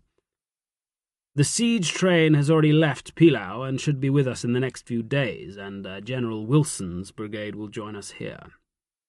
They've already bested over 10,000 mutineers and captured all their guns in the process, so I dare say there will be quite enough of us to give the damned pandies a good thrashing." He turned to face Armourer. "My apologies for my language, ma'am. I'm just a coarse soldier, but I should know better." It was Jack's turn to scowl as Hodson turned on the charm. Perhaps you should retire inside, my dear." He made sure to turn his face away from Hodson and flashed Armourer a warning look as he made the suggestion. "You still need to rest." He knew she would rather stay, but he wanted Hodson to talk freely, something he sensed the vain officer was unlikely to do with a beautiful woman listening to his every word. "I think I shall." Armourer understood Jack well enough. She smiled at Hodson. "You must excuse me, Mr. Hodson. I find I tire so very easily." Jack did his best not to snort at her fine display, but Hodson was clearly entranced. "Of course. How thoughtless of me to keep you standing here in this damn heat. Please. He bowed at the waist for a second time and gesticulated for Armourer to leave. When she had gone, he straightened up, pulling on the hem of his dust-coloured coat. What a charming lady. She is your... He paused, clearly wanting Jack to clarify his relationship with the beautiful girl who had slipped quietly away. Companion. There was the hint of a growl in Jack's reply. Ah, I see. He seemed disappointed, and stared after Armourer with a look of longing. It gave Jack a chance to study him. The two men were of similar height, both standing just shy of 6 foot. Jack was lean, but Hodson was even slighter, his frame appearing almost fragile and the helmet he wore too large for the head on which it was perched. Yet he exuded a confidence that belied his build, and his pale blue eyes were disconcerting. He was not an imposing man, but Jack sensed he was dealing with no ordinary officer. I've not seen your uniform before. He spoke to regain Hodson's attention. Hodson appeared distracted, but after a moment's pause he turned back to face Jack. I will tell you all about it in due course, but first I must simply hear your tale. I have a dispatch to write for General Barnard that cannot wait, but I should be very grateful if you could come and find me in, shall we say, quarter hour? He did not wait for a reply, but turned away and walked back to his men, removing his helmet as he went. He began issuing a rapid series of commands that had them dismount and disperse. Jack watched them closely as they fell out. There were no other white officers present, but the native officers had their men well ordered. Again Jack wondered about this troop that formed the vanguard of the British column.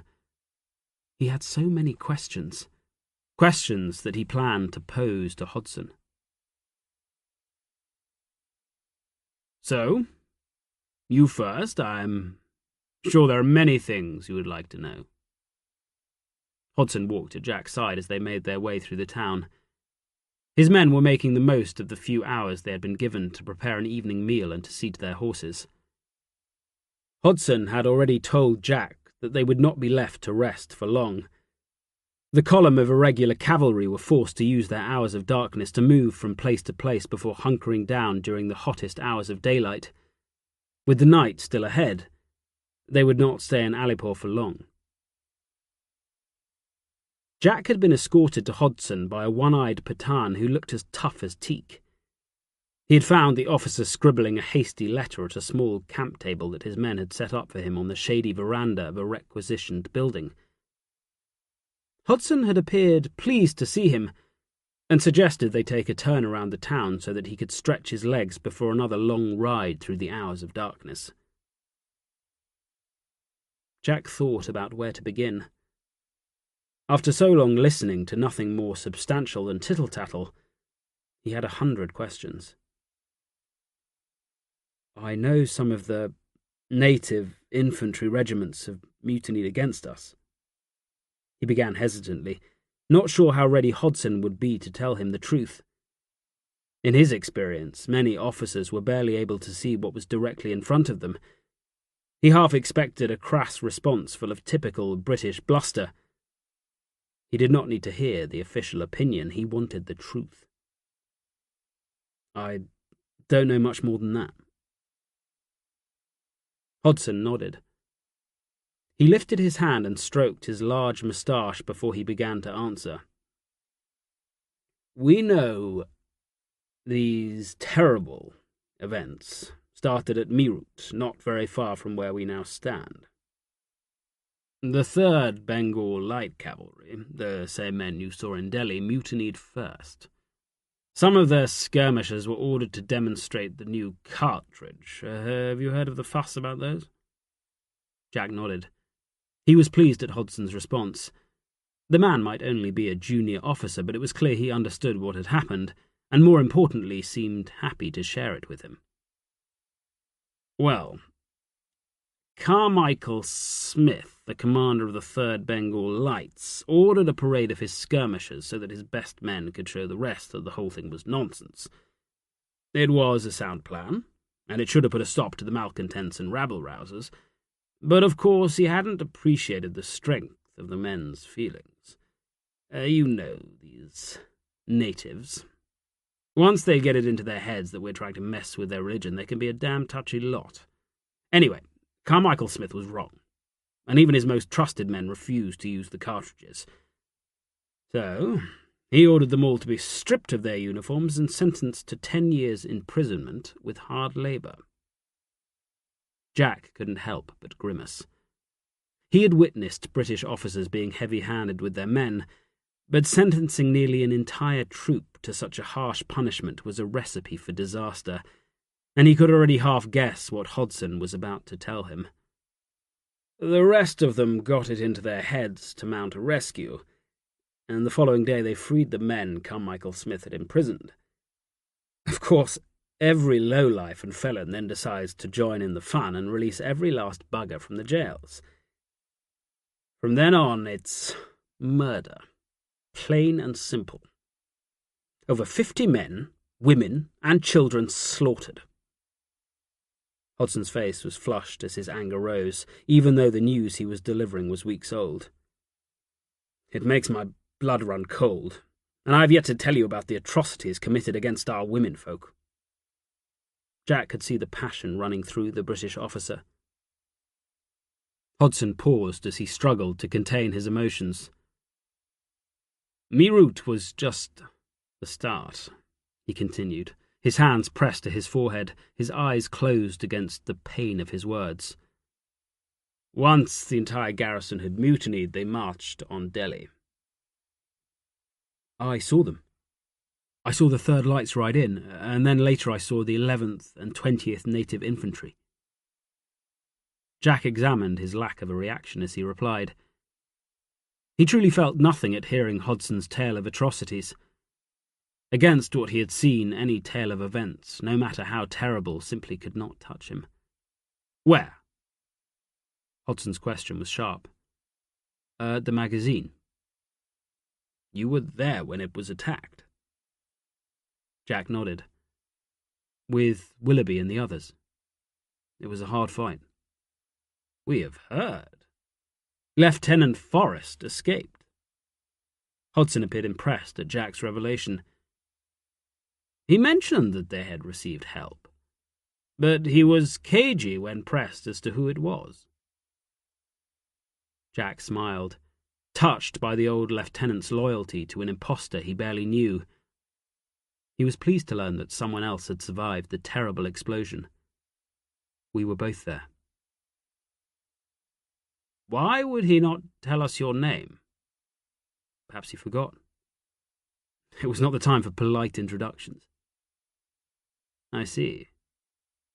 Hodson gnawed on the tips of his wide moustache. So, the Meerut garrison mutinied? Jack sought to distract the intelligence officer. Why has it taken so long to gather enough men to put them down? Hodson snorted. Because I am afraid to say it is not just the Meerut garrison, old fellow. It's the whole damn lot of them. The entire army of Bengal has mutinied. He fixed Jack with an odd stare, a mixture of amusement and deadly seriousness. We cannot trust any of the native regiments. That's why it has taken us so long. The whole of the northwest provinces have turned their coats against us. We aren't just putting down a few mutinous sepoys. We are fighting for the survival of the entire country. Chapter 18. Jack was shocked into silence. It was worse, much worse than he imagined. Hodson nodded as he saw Jack's burgeoning understanding. You see now, don't you, old fellow? This is not some local affair. The whole damn empire is at stake. It would be simple enough if we could make the buggers fight. If we could get all the native regiments into one group, then we could manage them well enough, but they will never stand after we get our guns to work. As it is, we're forced to chase them here and there and fight them when and where we can find them. That's why we're marching on Delhi.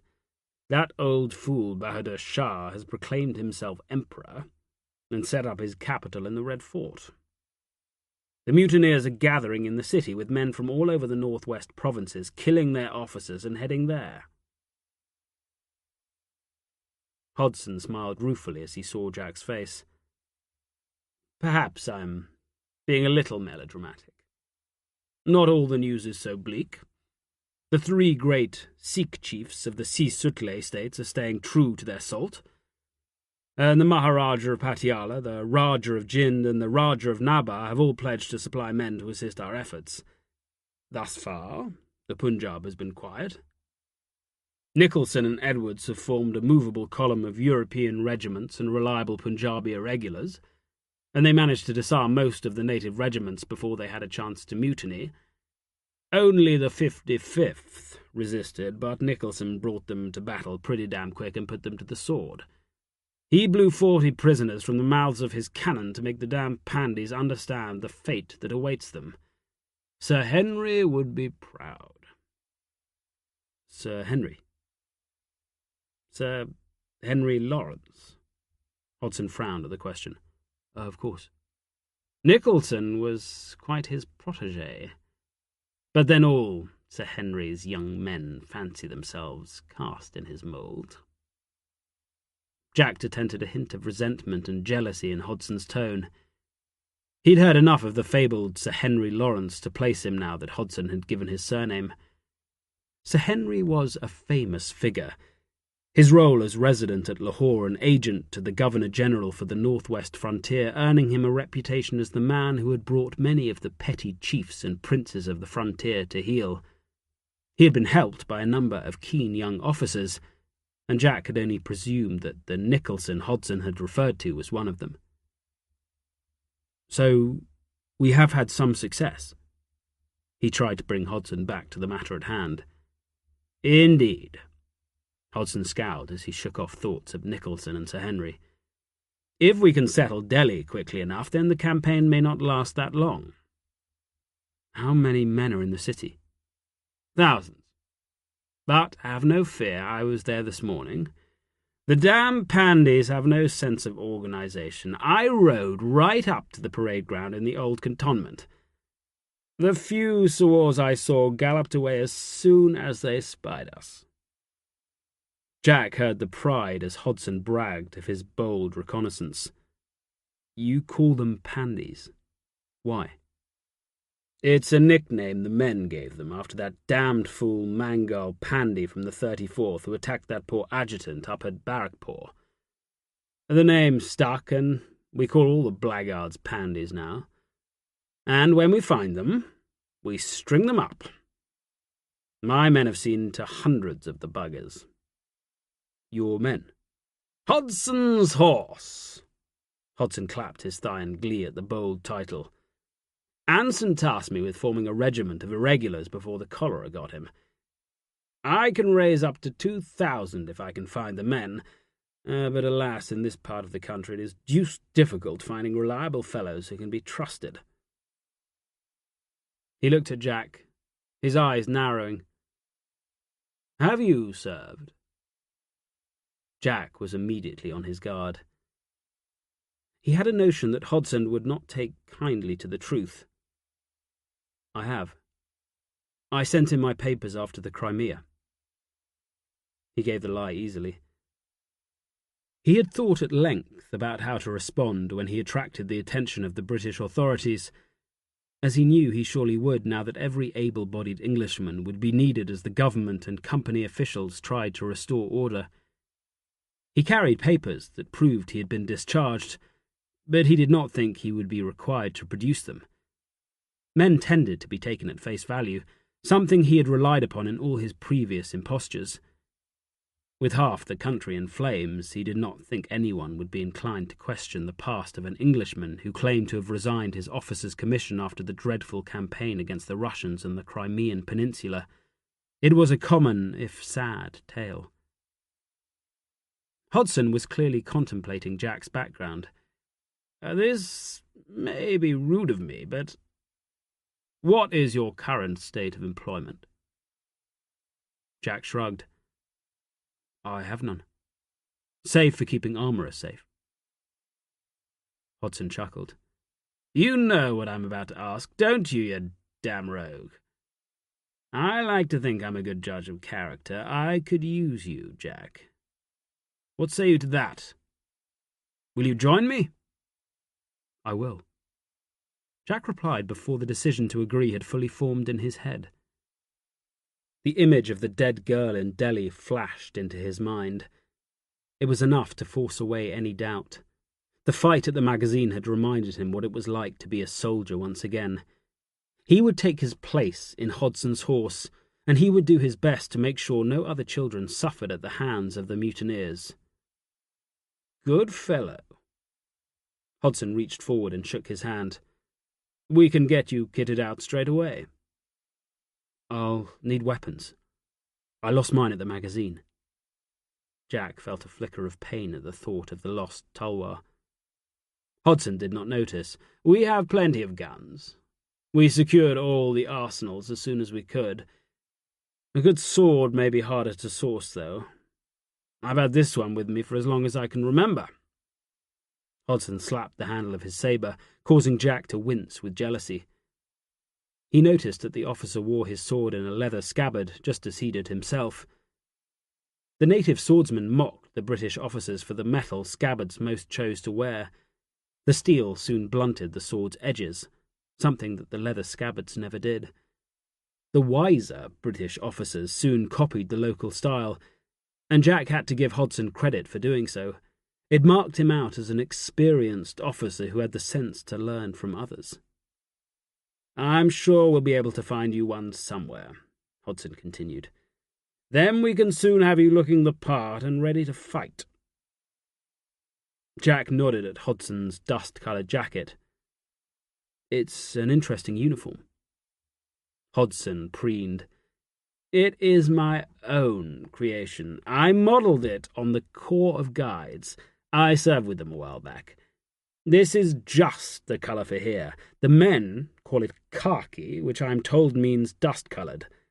Quite apt, I would say. I added the scarlet, sashes for us officers and turbans for the men, so that no one can confuse us with the guides. Recruiting has been slow going, but I have a good number already, mainly Sikhs from Amritsar, Jind and Lahore. They are hard fighters, and I'm lucky to have them. I just need officers. With so many killed, it's a real struggle to find good men.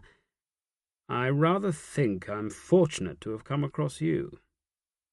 Jack nodded, accepting the compliment. So, when do we ride? Hodson beamed with approval at the forthright question.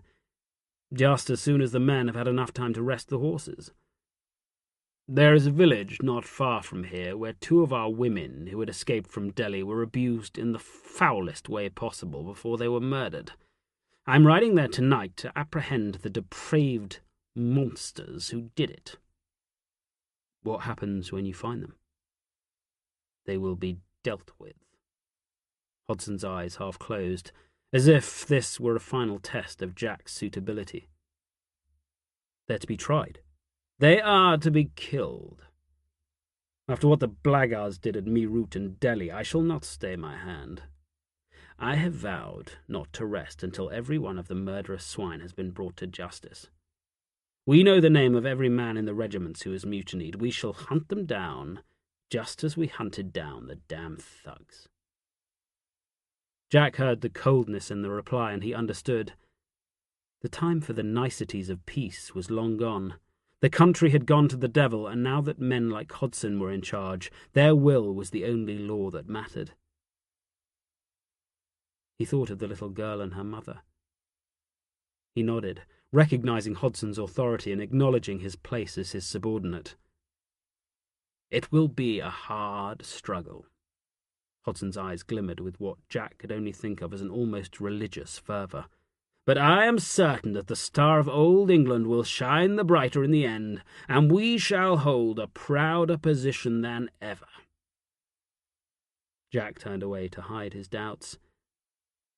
He felt the future take him in its grip. Armourer had spoken of fate.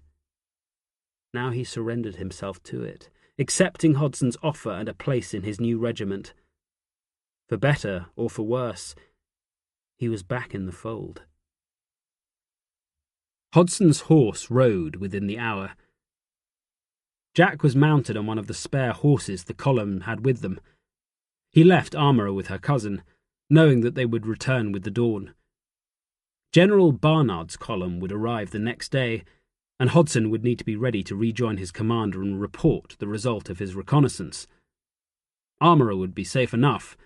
Hodson had assured Jack that no force of Pandy's was anywhere close to Alipore. The khaki coat felt heavy on his back. Hodson had been true to his word, and Jack rode wearing the uniform jacket of an officer. He wore his own trousers and boots, and he still had to find a sword. Yet a borrowed revolver hung at his hip, and he felt the stirring of a familiar pride as he rode at the head of men dressed in the same uniform as he now wore. The moon was up, lighting their way, so Hodson set a fast pace. Jack rode at his side, ignoring the discomfort.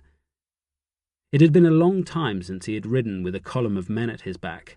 His body was no longer accustomed to being in the saddle. But the petty aches could easily be ignored, the thrill of being back where he belonged more than sufficient to allow him to ride on, no matter how far they had to go. The village Hodson was targeting was no more than 6 miles from Alipore. They arrived in darkness, the village unguarded, the inhabitants slumbering, unaware that the British had arrived to enact a terrible revenge. Hodson brought his men in fast. They galloped through the silent village until they reached a tiny open space at its heart.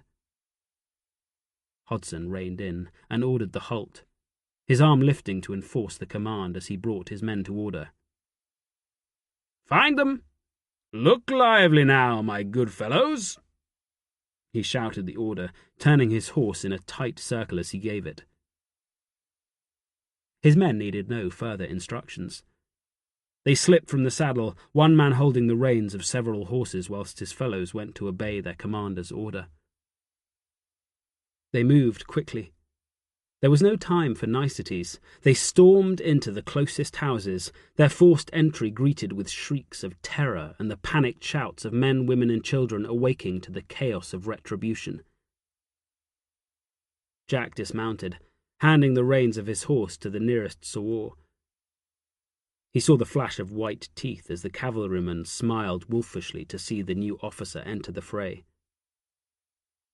The shouting was louder now, the harsh barks and orders of Hodson's men adding to the chaos.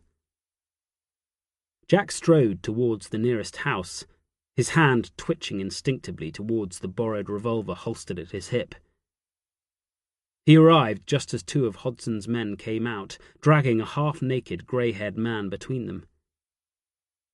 The unfortunate villager's wife followed, her pitiful wails and screeches falling on the deaf ears of men long accustomed to the horror of war. She leapt at the back of one of them, her nails racking against his uniform coat. The man turned, his fist moving fast, and punched the old woman to the ground before grabbing hold of her husband once more and frog-marching him forward. The old woman lay sprawled in the dust, her hands clutching her bloodied face, her body racked with spasms of horror. The man twisted in their grip, fighting against his fate, his mouth working furiously as he bellowed in fear. The 2 tall soldiers dragged him away, their grim faces betraying no sign of emotion. Still the man fought, throwing himself violently forward. His tormentors let him go, pushing him down so that he fell face first into the dust. Hodson's men were armed with carbines, a shorter version of the rifles used by the infantry. As the man hit the ground, they shrugged the weapons from their shoulders. The heavy rifle butts made for effective clubs. and they beat the man where he lay in the dirt. Blood caked to his face and staining the simple dhoti wrapped around his waist. The two soldiers slung their carbines back onto their shoulders and heaved the unfortunate villager to his feet. He was barely conscious, and they were forced to drag him, his bare feet leaving twin trails in the dust. They dumped him with an abject-looking group of his fellow villagers who had been herded together by other of Hodson's men. Many of the captured men shouted, their wild gesticulations ignored by the stony-faced soldiers who guarded them with loaded carbines held ready to fire. A few desperate souls tried to leave, but they were clubbed mercilessly to the ground, the heavy butts of the weapons used with cruel purpose. Resistance was punished instantly, the fierce Sikhs who had rallied to Hodson's new command caring nothing for the pitiful entreaties of the Hindu villagers. Hodson remained on horseback, aloof from proceedings but watchful, his eyes scrutinizing every villager brought out. He did not flinch as his men administered the beatings, his expression calm and composed even as the first blood was spilt under the pale moonlight. Jack strode to Hodson's side. He was confused, unable to understand the emotions simmering inside him. He was a soldier. He did not shirk from killing, from fighting an enemy on the field of battle, but he had never seen such brutality directed towards civilians. "That man can barely walk. Are you sure he's a mutineer?" He had to shout to be heard over the chaos. Hodson glared down at him. "Mind your tongue, sir." His voice rasped, his temper rising quickly. "I do not recall asking for your advice." Jack swallowed hard. He still did not understand what he felt. He's an old man. What threat is he? "He is not too old to rape the woman we found in a ditch not 500 yards from this spot just yesterday." Hodson's anger was immediate. "He is not too old to slit their throats when his foul urges had been satiated. My men have identified him as one of the perpetrators, and I have judged him to be guilty. He will be punished." Jack recoiled, the foul accusation striking him with as much force as if Hodson had lashed out with his boot. He thought of Armora, of the fate he knew she would have suffered had they not managed to escape. He remembered the girl and her mother, a cold and brutal murder in a city backstreet. He stepped away, and Hodson rode forward purposefully towards the pathetic huddle of humanity that turned to stare in his direction, their last entreaties dying away as they looked up at the hard eyes of the mounted white officer who loomed over them. Hodson said nothing. He stared at the dozen or so villagers his men had gathered, the moonlight reflecting in their terrified gazes. If he felt any emotion, it was not displayed on his face as he regarded the wretched souls. "String them up." The order was given in the urbane tone of an officer long used to being obeyed. He twisted in the saddle, looking hard at Jack. The verdict had been given. The men would be killed. There was no trial, no court. There was just death. Hodson rode away from the group of men he had condemned to be hanged. He paid no attention to the shouts and curses as his men went about their business. He reined in next to Jack, his face set in a look of iron determination. "Never question me again, is that clear?" Jack could not speak. He nodded, his jaw clenched tight. He had chosen to return to the British and rejoin their ranks. There was no room for doubt. The country was being ripped apart in a storm of blood that could only end in the complete and utter destruction of one of the factions. It was not war as he had known it. The two sides did not all wear uniforms, the simple delineation of one army against another forgotten in a never-ending battle where anyone could be an ally or an enemy. The screams and shouts of the villagers started to die away. Hodson's men had produced a dozen nooses from their saddlebags. With remorseless efficiency they wrapped the heavy rope around the necks of the men sentenced to death, their hands deft as they went about the familiar task. There were not enough trees for each of the condemned to die alone, so they were strung up on any branch sturdy enough to hold the weight of more than one man, their final bellows and protests snuffed out as they were hauled into the air. Soon only the wails of the women could be heard, their cries of grief rising and falling as the last of the men kicked and fought against the cruel burn of the rope before finally falling still, their lives extinguished. Jack turned away and walked back to his borrowed mount. He could only pray that his soul would survive the conflict, the bitter struggle that could allow old men to be put to death on the vague suspicion of wrongdoing. Chapter 19. General Barnard's column marched into Alipur in the small hours of the morning. The column looked unlike any other Jack had seen. The British regiments were not wearing the proud red coats that were so familiar to him. In their place, the soldiers marched in their shirt sleeves, the heat enough to cause men to drop from the ranks even in the hours of darkness. Gone too were the splendid high black shakos which had been replaced by forage caps with a cotton curtain to protect the back of the neck, while their grey trousers were rolled up at the ankle. The soldiers had learned to do all they could to survive the exhausting cross-country marches. Jack knew little of General Barnard, the officer now in command of the force grandly titled the Delhi Field Force. Hodson had told him that Barnard had served in the Crimea and had only arrived in India a few months earlier. He had been thrust into command when Hodson's former commanding officer, General Anson, had died from cholera. Barnard had been handed the objective of relieving Delhi and putting an end to both the mutiny and the final incarnation of the Mughal Empire. It would be no easy feat.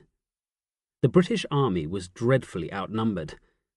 With all the native regiments either in open mutiny or under suspicion, he was forced to rely on the handful of European regiments he had been able to muster.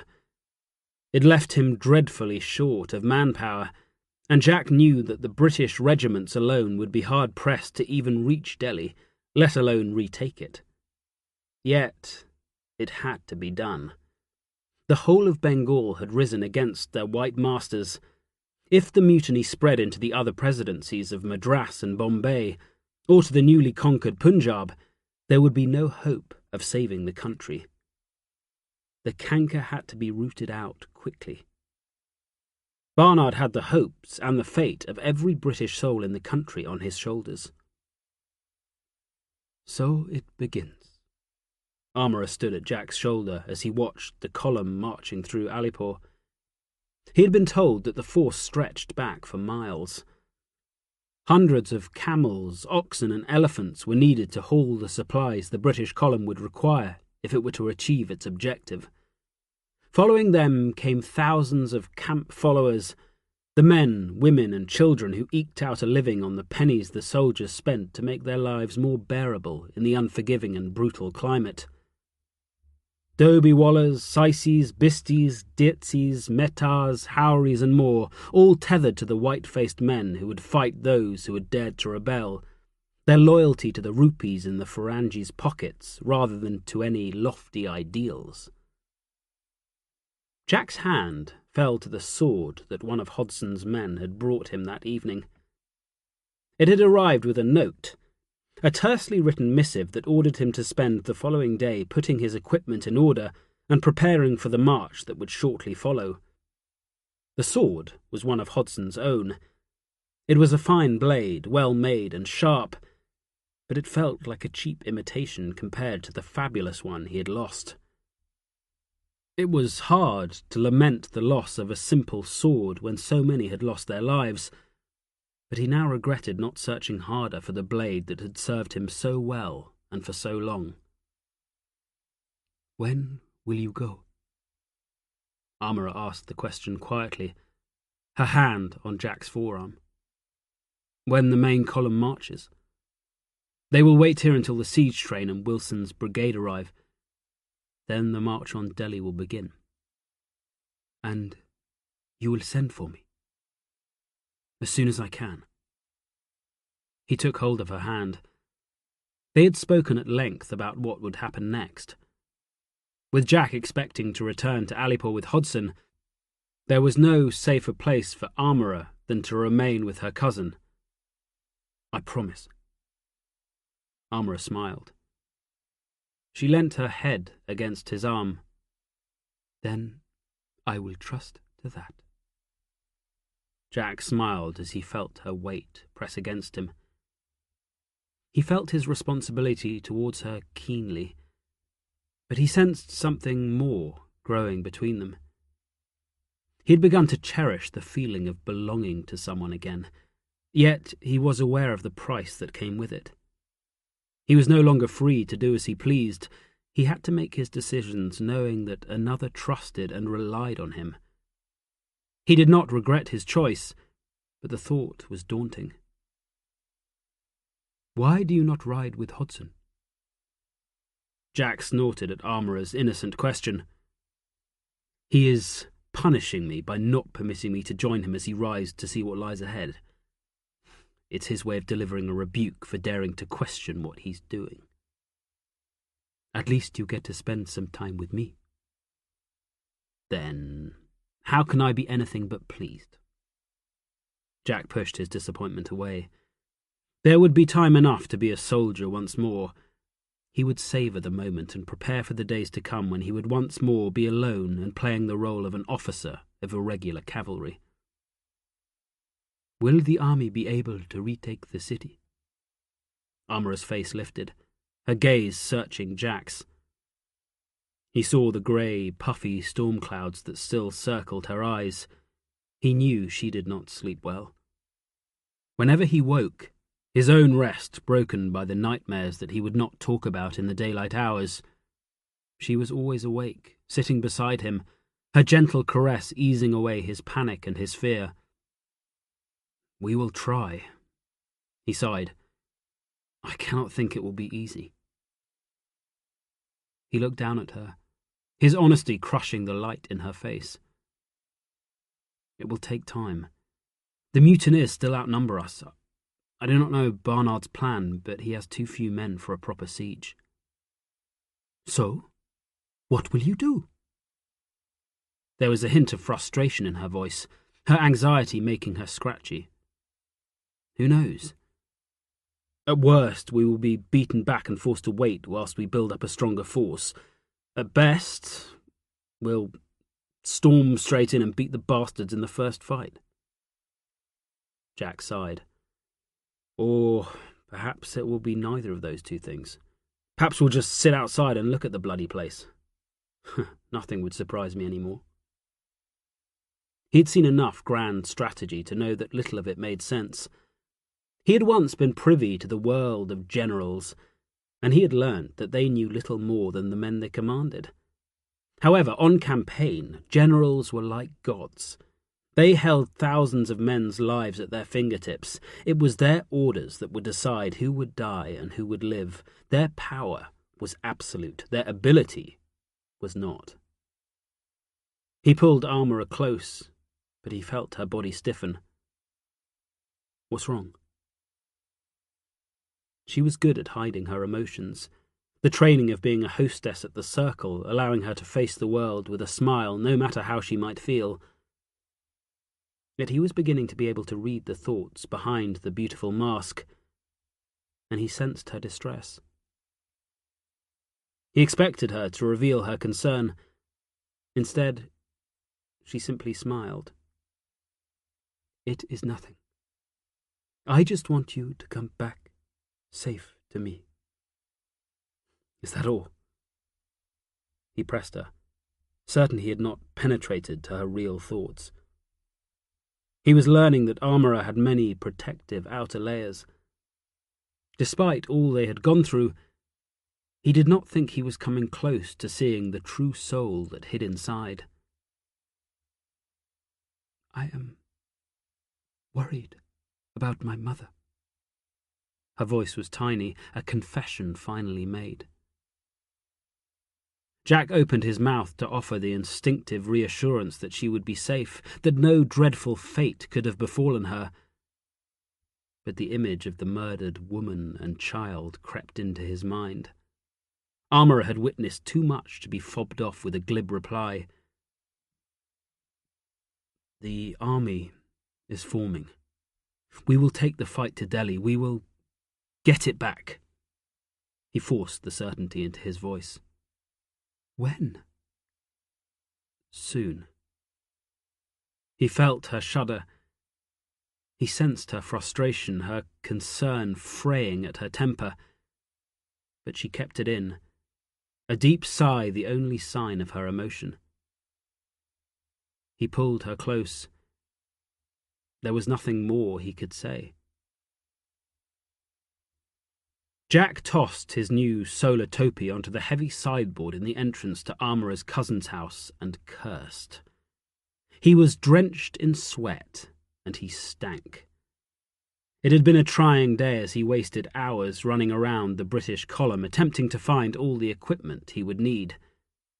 The few clerks in the commissariat were overworked and had little time for a junior officer of irregular cavalry. He was still short on most of the necessities that he would need to replace all that he had lost in Delhi.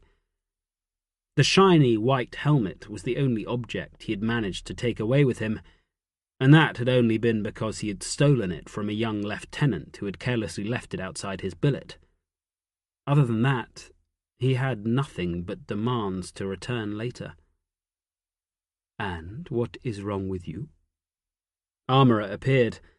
The gentle question asked as soon as she spied the scowl on his sweaty and flushed face. This bloody army, that's what's wrong. He growled the words before stomping back outside to the shaded veranda that ran around the simple house.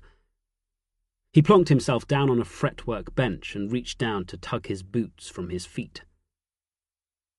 Armourer walked to his side and sat on a carved teak stool nearby. You may want to sit someplace else, love. I stink like a damn navvy. Jack gasped with relief as he removed the first boot, only to grimace with distaste as he smelt the rancid odour it released. Even Armourer's highly trained face twitched at the ripe air, but she still slapped his hand away and took a firm hold on the second boot before tugging it free. I have smelt worse. She laid the boot on the ground, but could not prevent her finger from slipping under her nose to block out the offensive stench. You're a good liar. So, will you tell me what has put you in such a foul temper? Jack felt his black mood shifting. He still enjoyed hearing Armourer speak. The English words took on a very different sound on her tongue. I've not been able to find everything I need. Hodson will expect me to be ready, but I've wasted half the bloody day shuttling back and forth between a dozen clerks. This is a fighting column, but you'd never know it from all the bloody pen pushers around the place. So, what have you found? As ever, Armourer was cool. Just that damn helmet. And I have the sword Hodson sent me. They promised me a full uniform, but God alone knows when that will be ready. And who knows when I'll ever get my own horse. They have hundreds of the bloody things, but they reckon they're all allocated. As Hodson's regiment is new, no one has any record of it. You can't even get the bloody chokey in this sodding army without the right bloody chit signed by God knows how many officers. Jack leant back and closed his eyes as he railed against the bureaucracy of the army. Even in the field and in the midst of a mutiny, little could be accomplished without the correctly completed paperwork. Generals might plan a campaign with meticulous detail, and soldiers might fight in the bloodiest of battles, but it was the clerks and their precious paper that truly ran the army. Let me see what I can do. My cousin has many friends in this town. He will know how to get what you need. Truly? Jack hated the sound of relief in his voice. It stung his pride to ask for help, but he needed to be ready when Hodson returned from his reconnaissance. He wanted to do well, to prove his worth to his new commander. It would hardly be a promising start if he could not even turn up with the correct equipment. Truly. He opened his eyes and saw the smirk on Armourer's face. His mood had not improved enough to bear being mocked, and he shut them once again, turning his face away. You are tired. I will leave you. I will tell you the news later on.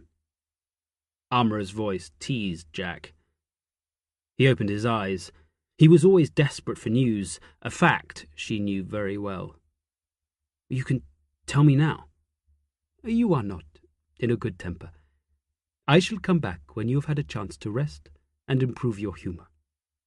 She made to leave. Tell me now, woman! Jack's voice rose, but he could not hold on to his anger, and he chuckled. Armourer sat back down. She lifted one of his stinky, sweaty feet onto her lap and began a delicate massage that had him groaning in pleasure at the sensation.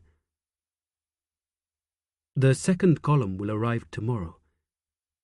General... She paused, uncertain of the name. Wilson, Jack interjected quickly, trying to hurry the story along. She flashed a smile. Thank you. General Wilson and his men left Meerut and were marching here when they were attacked by a force of mutineers. There was a battle. Jack was all ears. Who won? Wilson. But the man who told me the story had heard that the British force was nearly taken by surprise. He said something about the enemy not being spotted until they opened fire. That doesn't sound very good, does it? Jack shook his head.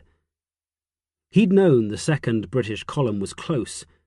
Hodson had told him that Wilson was bringing 2 squadrons of cavalry, 1 battery of horse artillery and 1 of foot, a single wing of the 60th Rifles, and a smattering of native sappers and miners. In the last few days he had been joined by a 600-strong battalion of Sirmur Gurkhas, formidable fighters and one of the few native regiments still trusted by the British commanders. Wilson's brigade was not huge, but it was one that Barnard desperately needed if he were to have any hope of being able to attack Delhi. To hear that the column had nearly been caught out by a strong force of mutineers did not bode well. No, it's not good. But Barnard is fortunate.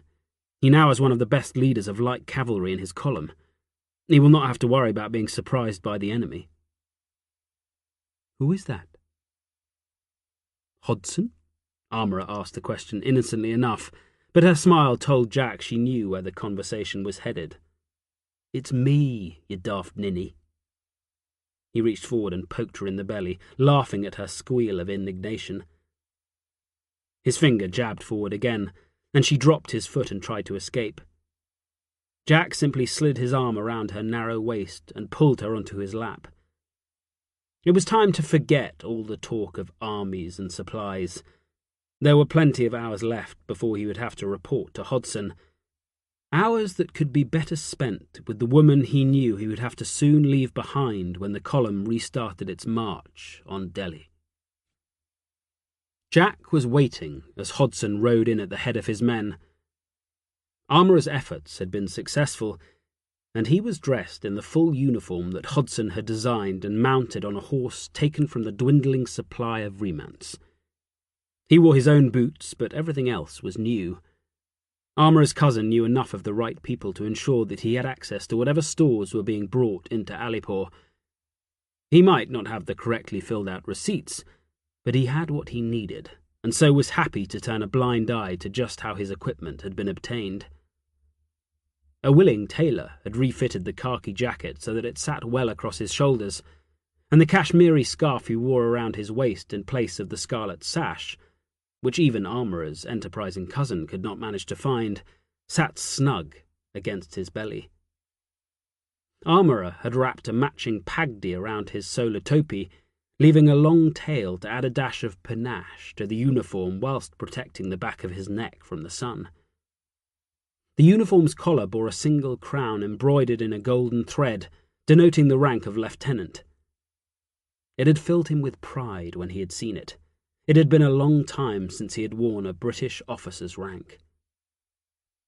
The cavalrymen were covered in dust, the long hours spent in the saddle taking their toll even on the hardened Sikh warriors Hodson had recruited. Yet the reconnaissance had been vital. With Barnard's force complete, he had to discover what waited ahead. Hodson had ridden to scout out the road leading to Delhi, gathering the information that would be vital to the column's commander. Hodson spied his new subaltern waiting and spurred his tired horse to increase its pace. His pale face lit up as he came close. Any ill will seemed to be forgotten, and Jack breathed a sigh of relief. He had chosen to ride out to greet his new commander, risking the meeting that he had been partly dreading. "I must say you look quite the part, Lieutenant Lark." Hodson pulled his tinted eyeglasses from his face and placed them in his breast pocket before raising his helmet and wiping the sweat from his face with a handkerchief. "I'm sorry you could not ride with us, but I can see you have used the time well." Jack nodded. "I'm ready now, sir." Hodson beamed. "Good fellow. I have need of a second, and you should fit the role well. We have busy days ahead." Jack could see that Hodson was having difficulty keeping up a dignified facade. He was clearly delighted with himself, and Jack knew that could only mean that something important had been discovered on the reconnaissance.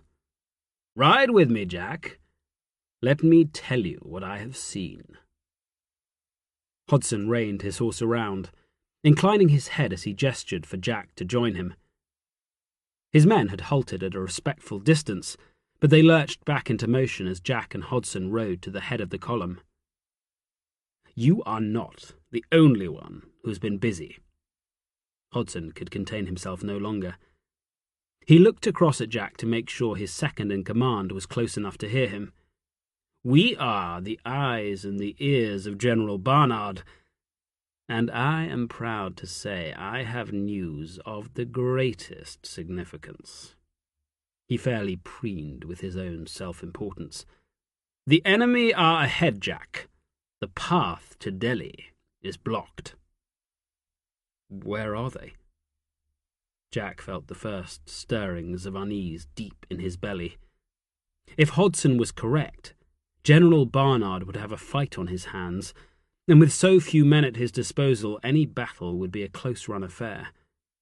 Hodson and his men would be sure to be at the forefront of the fighting, and Jack would once again have to take his place on the field of battle. 6 miles ahead, there is an old caravanserai at a place called Badli Ki Sarai. Hodson's eyes narrowed as he saw his new officer's jaw clench at the news. "Even as we speak, the enemy are making it into a defensive position. The trunk road passes directly through there, so we shall have no choice but to attack." "What of their numbers?" "I would put them at 10,000, although more are joining all the time. They have 24 guns that I saw, but I suspect more are on their way." Hodson seemed delighted at the odds, even though the Delhi field force would be outnumbered by at least 2-1, and any attack would be against heavily dug-in troops backed up by a large number of cannon. Jack could not understand his delight. It would certainly be a bloody affair, and he shivered, the memory of storming the Russian redoubt at the Alma sending a rush of ice sliding down his spine. "You look as if you've seen a ghost, Lieutenant." Hodson chortled at Jack's expression. "Do not fear. You know those damn pandies will not stand." Jack heard the conceit in the other man's tone. He knew no such thing. He had fought with the native soldiers. He could not picture them running the moment the British column hove into view. He could not be certain, but he thought he detected another emotion in Hodson's bombastic voice. He thought he could sense fear. "I will take the news to the General immediately. I expect he will listen to what I have to say. I have heard it said that he's always trusted my intelligence and that he has the greatest confidence in my judgment. I may be junior to many on the staff, but I shall be heard first and listened to." Jack did his best not to grimace at such brash talk. He did not yet have the measure of his new commander, but he was finding Hodson a hard man to like. He forced his doubts away. After all, he barely knew the man. With a sizable force of mutineers blocking the way to Delhi, he was sure he would get every chance to discover more of Hodson's true character in the coming days. The whole of the column would be forced to show its mettle. It would take guts and determination to reach the city. Chapter 20. Jack peered through the early morning gloom and studied the enemy. The defensive position was as strong as Hodson had predicted, and he felt the familiar squirm of tension in his gut as he assessed the path the attacking army must take if it were to break through the enemy line. He twisted in the saddle and waved his Cote d'Affadar forward. The non-commissioned officer obeyed his new lieutenant without hesitation. "Send 2 men back to the column." Jack was scribbling a note on a thin wad of paper he had balanced on his knee. "They are to give these to Brigadier Grant." He finished writing and handed the note to the Cote d'Affadar, who nodded and rode away, already barking the orders that would send 2 of his men galloping back to the commander of Barnard's cavalry.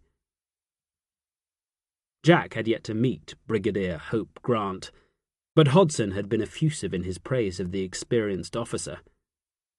He hoped the brigadier would be able to read the hastily written note. Jack was not the best with his letters, and writing whilst in the saddle hardly helped him improve his scrawl. With the enemy in plain sight, there was little more for Jack to do. He had been pleased to be trusted with the command. Hodson had ordered him to take 25 of his men, just over half of the fledgling Hodson's horse, and form the vanguard of the column's march. His small command had left Alipur shortly after midnight, galloping ahead of the column and riding hard and fast down the grand trunk road that would lead directly to Delhi. The Cote d'Affadar under his command had ridden with Hodson the previous day on their reconnaissance and knew the way well. Together they had led the men off the road and set up a chain of vedettes facing the enemy. Jack had learned his trade as a cavalry officer, first as a lancer in the Maharaja of Sawad's army, then as a squadron commander in the 3rd Bombay Light Cavalry during the Persian campaign. He was keen to show that he knew what he was about. The light was improving fast, and the enemy would surely have spotted the screen of light cavalry. But the rebels did not seem concerned at their appearance, even though it must surely herald the arrival of the main British column, and they did not bother to send forward any light cavalry of their own to scatter the British scouts. With his men spread into a thin line of mounted vedettes, and with the enemy lazing behind their defences, Jack had time to study the position Barnard's men would have to take if they were to be able to march on Delhi. He had lost his field glasses with the rest of his kit at the magazine, so he had borrowed a scuffed and splintered telescope from Hodson, and now he pulled the instrument from its tube and tried to bring the enemy line into sharper focus. The rebels' commander had chosen wisely, establishing a strong position across the Grand Trunk Road as it headed south towards Delhi, passing the ancient caravanserai at Badli Ki Sarai. There were similar resting places the length of the road, offering sanctuary for the hundreds of travellers journeying along it.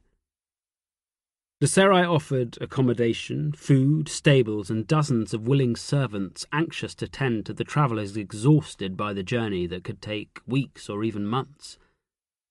Now the mutineers had found another use for its walls and buildings, using it to form a strong point at the centre of their position. Jack panned his borrowed telescope along the length of the line, balancing his weight against the slight movements of his new horse as it twitched and flicked its ears. The telescope was old and its casing was scarred, but it still did the job for which it had been made.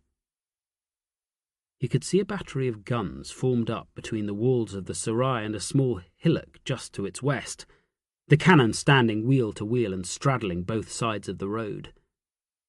Still more artillery pieces were sheltered in a small fortification made from bags filled with sand and sited on top of a hillock, the enemy commander strengthening his position with the man-made redoubt.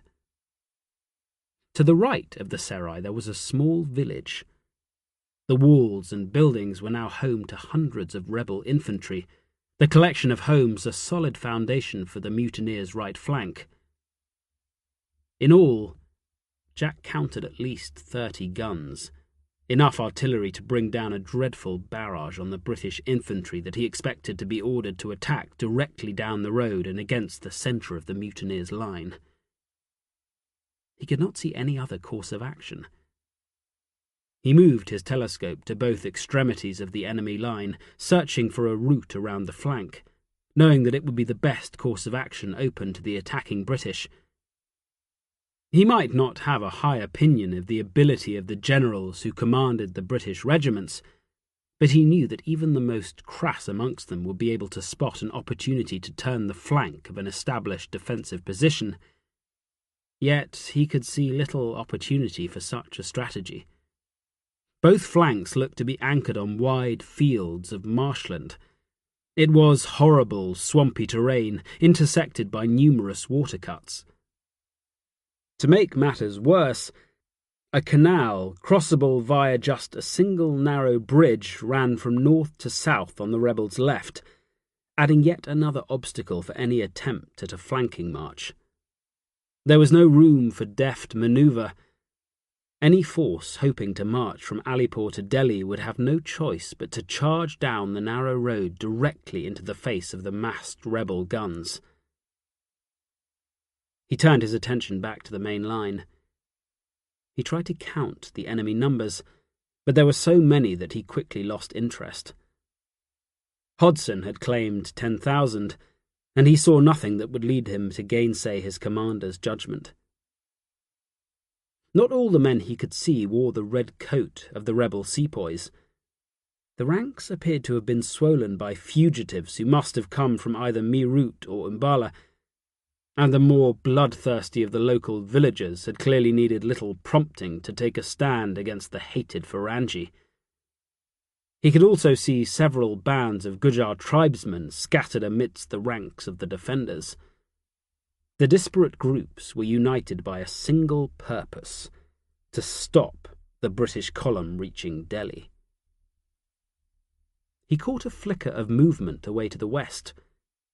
He panned the borrowed telescope across and saw a thin column of mutineers marching towards the enemy position. They were crossing the ground Jack had supposed to be nothing more than bog, and appeared to be having little difficulty with the poor terrain. Indeed, they were making good time. His heart fluttered. His reading of the terrain had been wrong. There might be a chance to flank the line after all. If the British could send a force over the canal that ran in a perpendicular course to the west of the road, there was every chance they could get into the enemy's left rear. "Kot Dafadar!" He summoned the experienced soldier to his side. "Sahib?" Jack twisted in the saddle and stared into the implacable face of the non-commissioned officer. The man said nothing, and Jack could read little from his features, which were nearly completely covered by a full beard.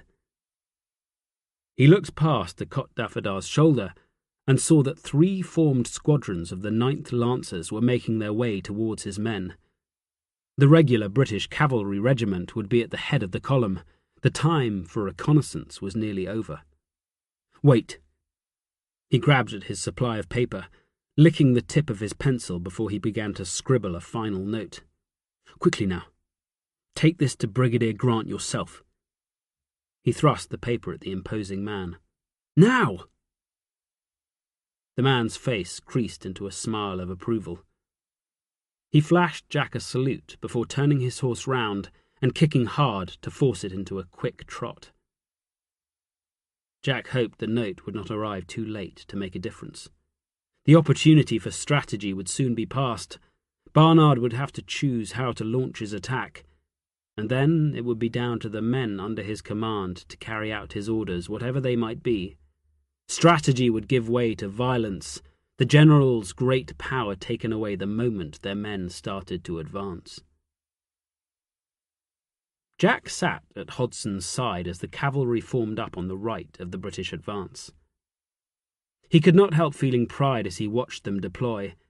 His note had reached Grant in time, and now the British horsemen would attempt to turn the enemy's flank. Hodson's horse had followed the 9th Lancers to the west before Barnard had ordered his cavalry to hold their advance until he had brought his infantry and artillery forward. The position they had taken gave the two officers a grandstand view, and they sat in silence and watched the advance of the main column as it marched straight up the Grand Trunk Road. From his vantage point, Jack could see along the length of the column. For an army that was tasked with relieving an entire city, the Delhi field force looked pitifully small. There were just 3.5 battalions of European infantry and 1 of Gurkhas. Barnard had organised the 5 units into 2 brigades. The first was commanded by Brigadier General Showers and contained the 1 regular army battalion in the column, the 75th Foot. Alongside them was 1 battalion from the Army of the East India Company, the 1st Bengal Fusiliers, a regiment formed from Irish, Scottish, Welsh and English recruits.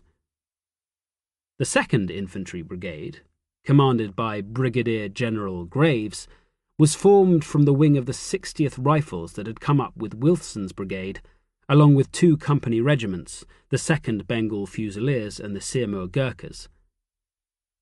To support his 2 infantry brigades, Barnard had just 2 regiments of European cavalry, the 9th Lancers and 2 squadrons of the 6th Dragoon Guards, 3 troops of horse artillery and 2 companies of foot artillery. The whole numbered just over 3,000 men, less than 1/3 of the enemy infantry force that now blocked the road. The siege train dispatched from Pillau had arrived in Alipur the previous evening and now trailed the main column. The heavy siege guns, 24 in total, would be used to batter a breach in the walls of the city, if the column ever got that far. But such a breach would take days or even weeks to create, and many in the column hoped the guns would not be needed.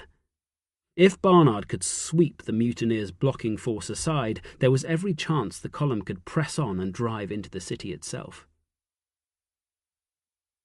The rebels finally stirred into action.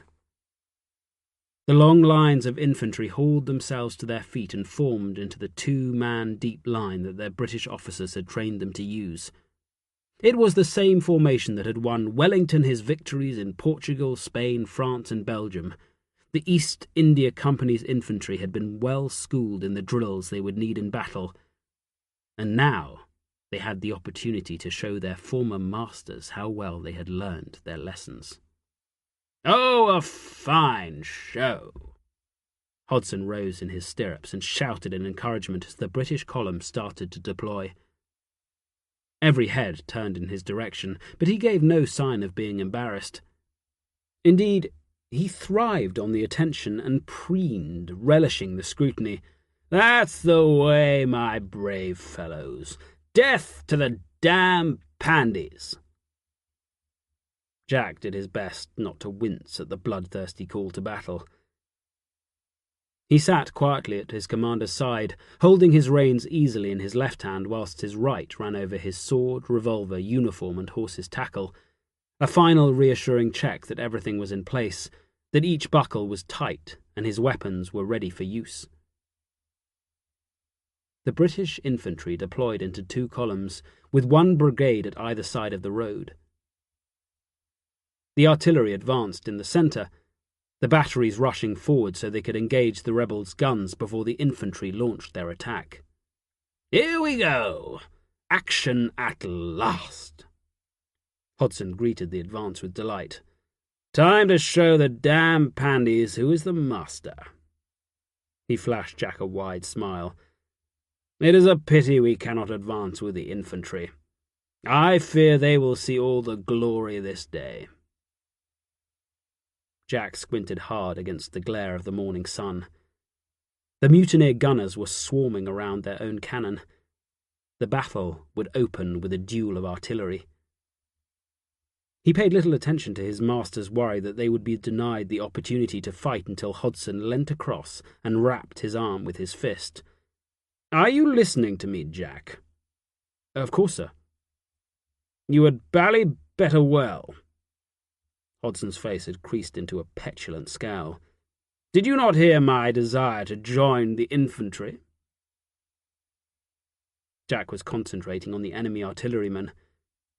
They had stopped bustling around their cannon, and now appeared to be ready to open fire. The British guns were still labouring forward, the gunners making heavy work of the deployment. The road surface was poor, and the bullock teams dragging the guns were struggling to cope with the rutted and pockmarked surface and the deep pools of standing water left by the torrential rain that had fallen a few days previously. "Hurry up, damn you!" Jack growled the comment under his breath, as he realised the mutineers would open fire long before the British gunners were in position. "What's that you say?" Hodson's face coloured as he mistook Jack's comment as being directed at him. "Nothing." "Good grief." Jack flinched as all 30 rebel guns fired in unison. The crash of the opening volley roared out and startled an enormous flock of birds into flight. The round shot seared across the plain before smashing into the ground behind the British guns, each impact throwing a huge fountain of sodden earth high into the sky. Hodson had gone pale.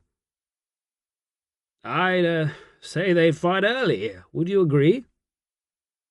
The attempt at sang-froid failed as his voice trembled. Jack glanced at the British gunners, who were whipping their bullock teams furiously as they tried to bring their own guns into action. The rebel cannon were of a greater calibre than those of the British. Their heavy shot would work a dreadful destruction on any advancing column of infantry. If the Pandies were left to bring down a barrage unmolested, the attack could be bludgeoned to a bloody halt before it had even had a chance to begin. The cavalry trumpets blared, putting an end to the 2 officers' time watching the start of the main assault. The trumpeters called the waiting cavalry to the walk. General Grant, their commander, was ordering an advance of his own. "That's the spirit. Time to fight, eh, Jack?" Hodson spoke with much greater volume than was needed before turning and beckoning his small command to advance. Jack was beginning to have his doubts about his commander's state of mind. The battle proper had yet to start, but already Hodson sounded like a cocky boy boasting of his strength, but secretly terrified. Another rebel volley hammered across the plain. Jack twisted in the saddle to watch its effect and cursed. The enemy gunners knew their business. Already they were firing to good effect, finding the range with just their second shot. He watched the mutineers' gun line as they reloaded. The sun had risen behind their right flank to cast long shadows across the ground. It glinted off the iron barrels of the cannon that were already being wheeled back into position and prepared for the next devastating volley. The British gunners had finally advanced close enough to the enemy line for their own lighter cannon to finally be in range. With their officers and sergeants bellowing the orders, the artillerymen raced to get their guns into action, desperate to end the one-sided battle. The third rebel volley fired before the British gunners could finish unlimbering their own weapons.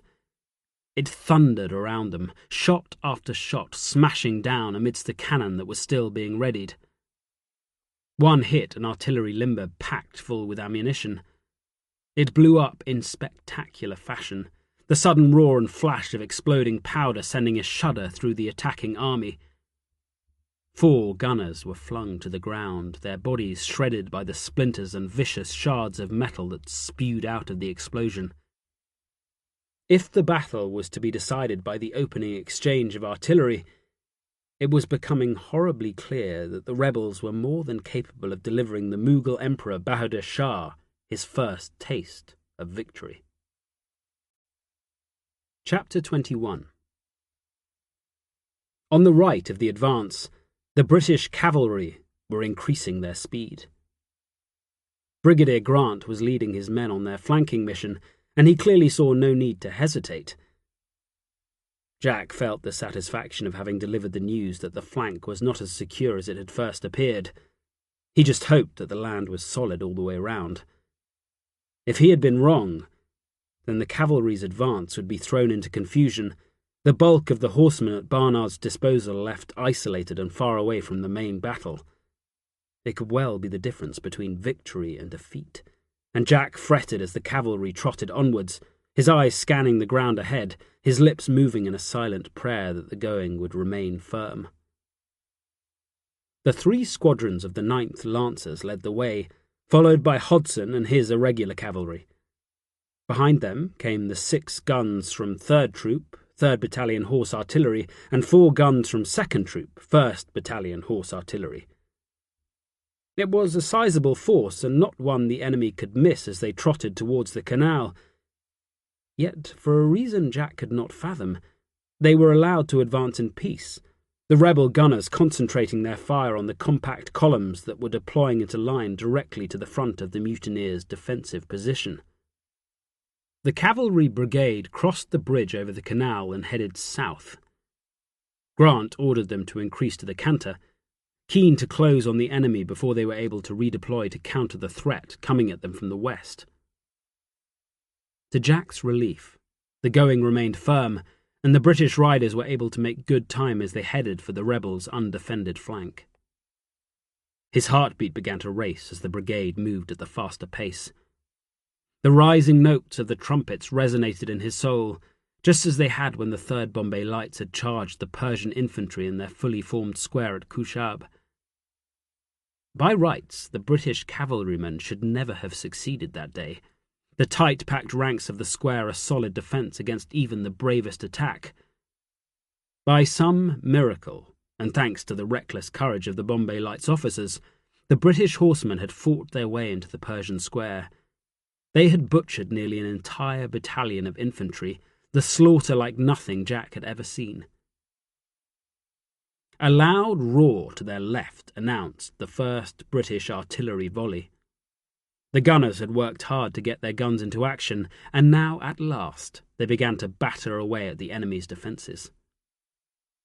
As if shamed into action, the rebel gunners fired their 4th volley, the louder crash of their heavier guns drowning out the noise of the British fire. Even far out on the flank, Jack could hear the voices of the British infantry officers as they bellowed at their men to lie down.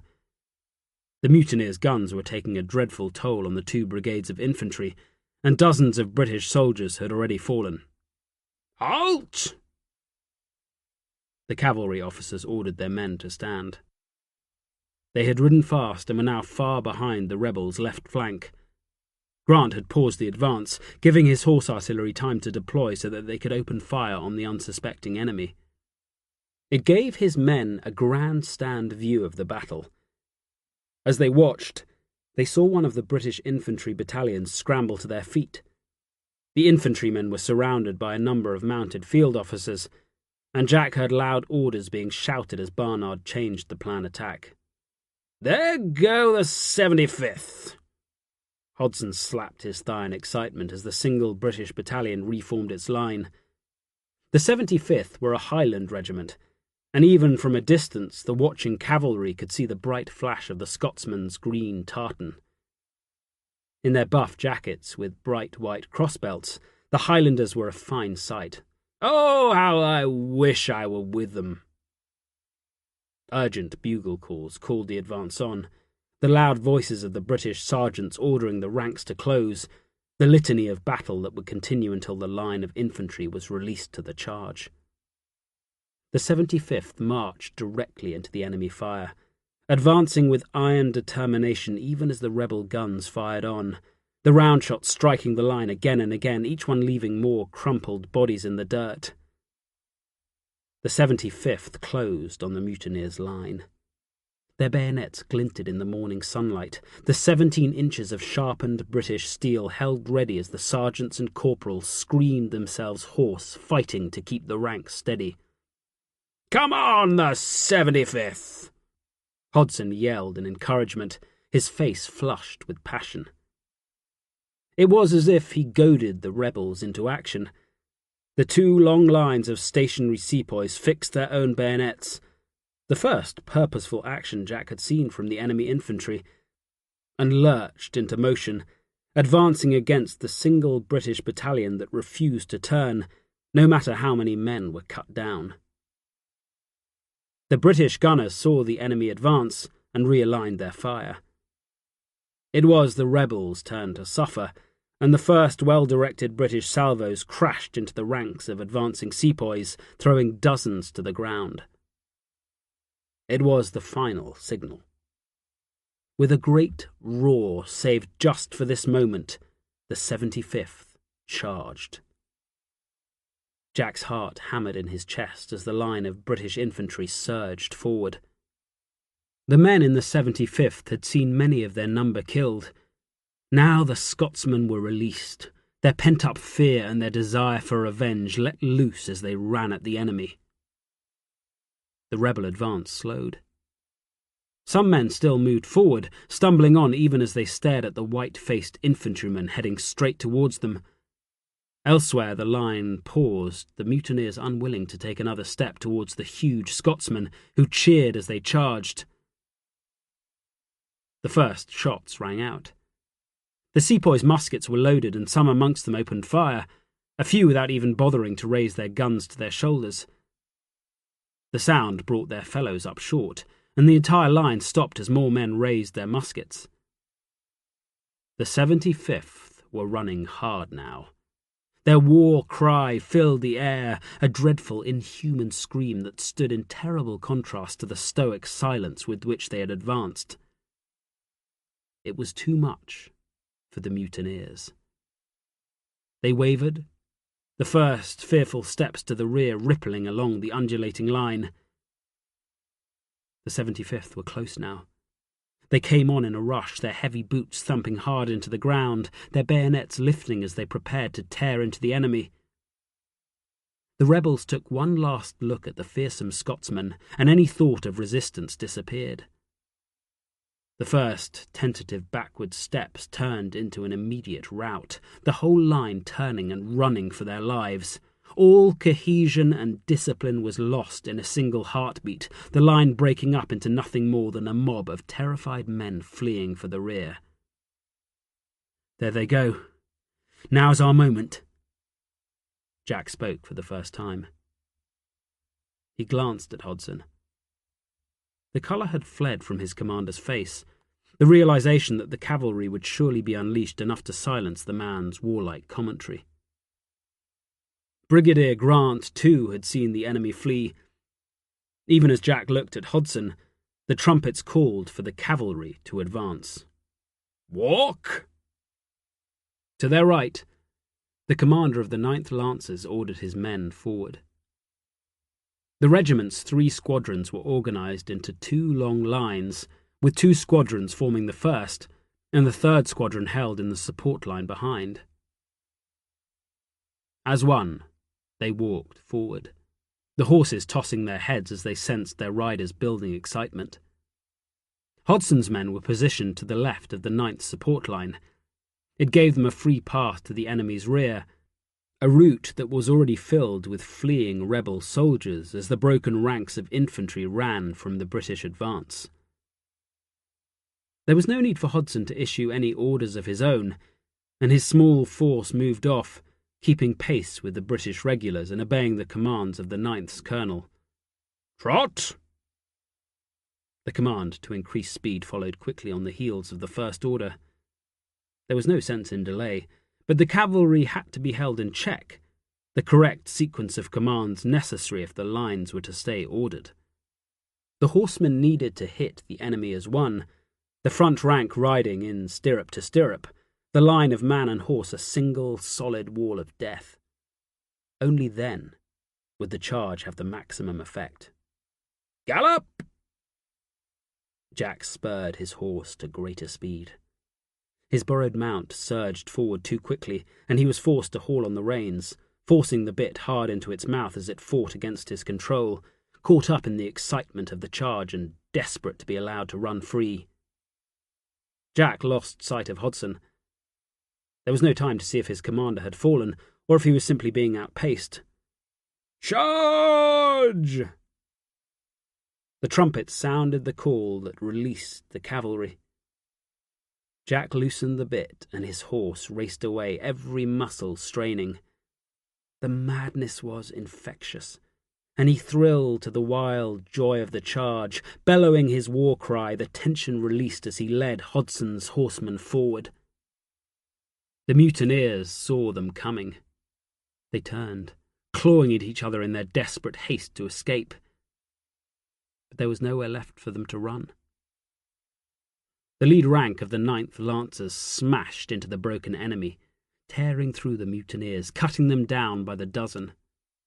Not one offered any resistance. The brutal lancers were dreadfully effective, leaning forward as they drove their heavy lance points into the backs of the fleeing men. Rebel sepoys ran in every direction, desperate to escape the vicious weapons. Many ran into the path of Hodson's men. Jack spurred on, raising his sabre to the engage. He selected his first target, the skill instinctive, and picked his spot, aiming the point of his sword at the junction of neck and spine. The ground flashed past the moment of impact, surging forward with such a rush of speed that he gasped in shock. His sabre jarred his arm as it hit home, and the sepoy fell away, his head half severed, his body thrown down like a broken rag doll. Jack's horse rushed on, and he slashed his blade at another sepoy, who twisted to one side in a desperate attempt to avoid the fast-moving blade. There was no mercy in the brutal blow, and the sabre sliced through the man's face, tearing the flesh with ease. The rebel spun, his feet moving in an agonized dance before he fell face first, his body immediately trampled beneath the hooves of a Sikh horseman who cackled with delight as he raced on without pause. Jack slowed his horse and pulled it to one side, lining it up at the next target for his blade. It was almost too easy. It took him but a single cut and the man fell, his face cut open by the merciless sabre. He continued through the melee. His arm already ached, yet he fought on, butchering any who blundered into range of his notched blade. Again and again he killed, a never-ending procession of rebel soldiers crossing his path. His sword rose and fell in a perpetual motion as he cut downwards, always aiming at the neck and shoulders of the broken enemy. He was smothered in blood, his arms covered to the elbow, and still he fought on, deaf to the sobs and pleas of the men he struck down.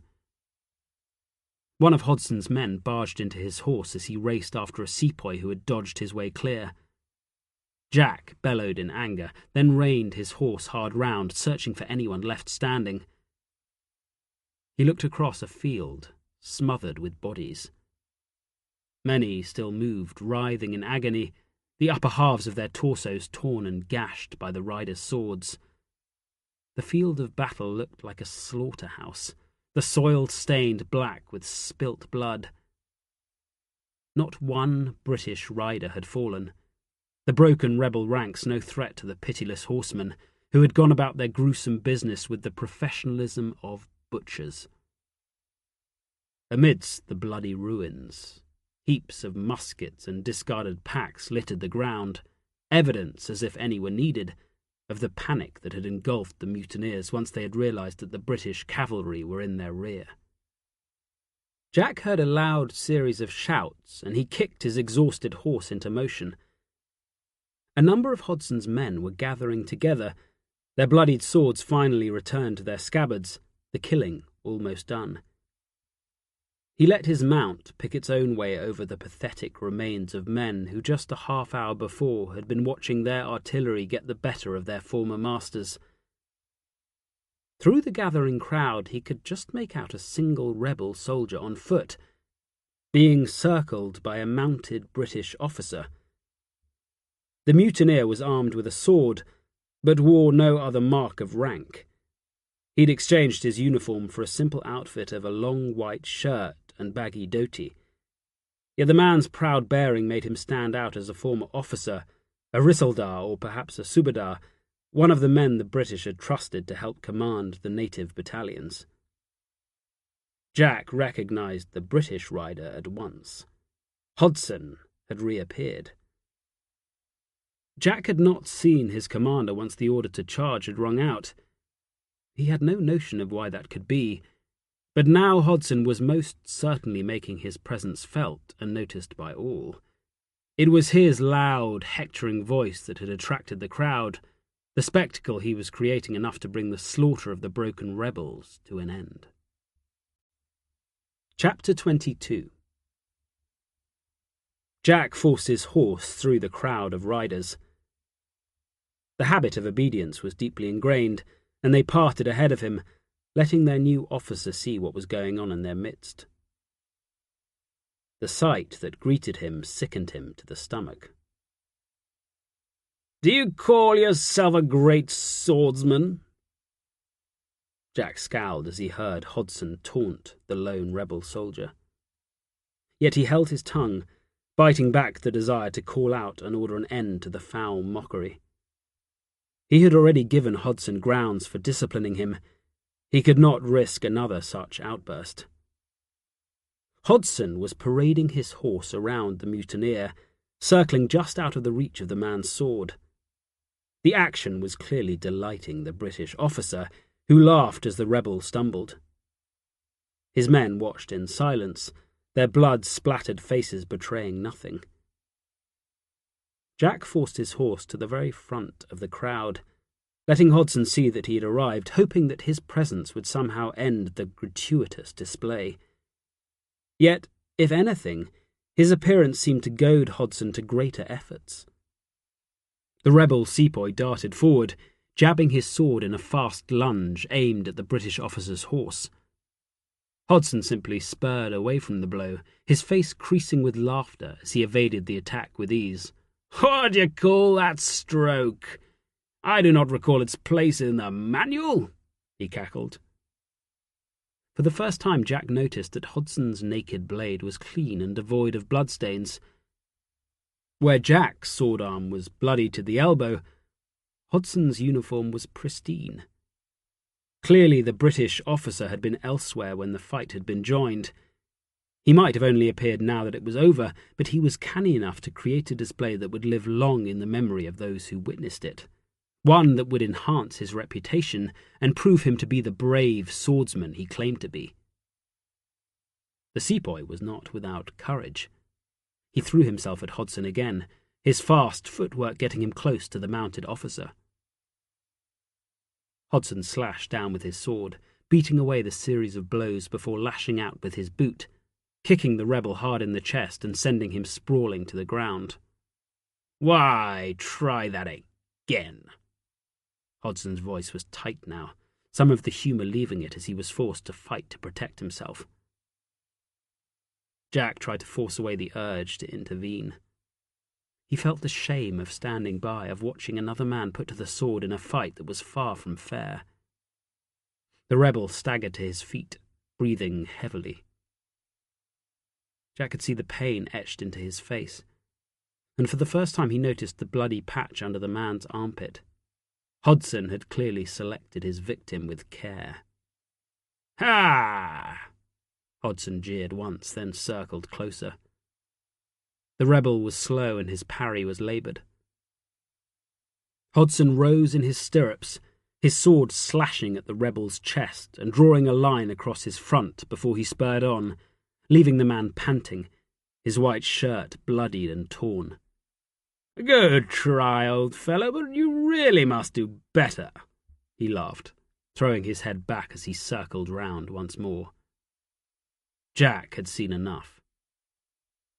He jerked his spurs back and his horse lurched into motion, its hooves scrabbling for purchase on the stony ground before it charged forward. Jack felt the beast quicken its pace and he braced his battered arm, readying it for the inevitable impact. The rebel saw him coming.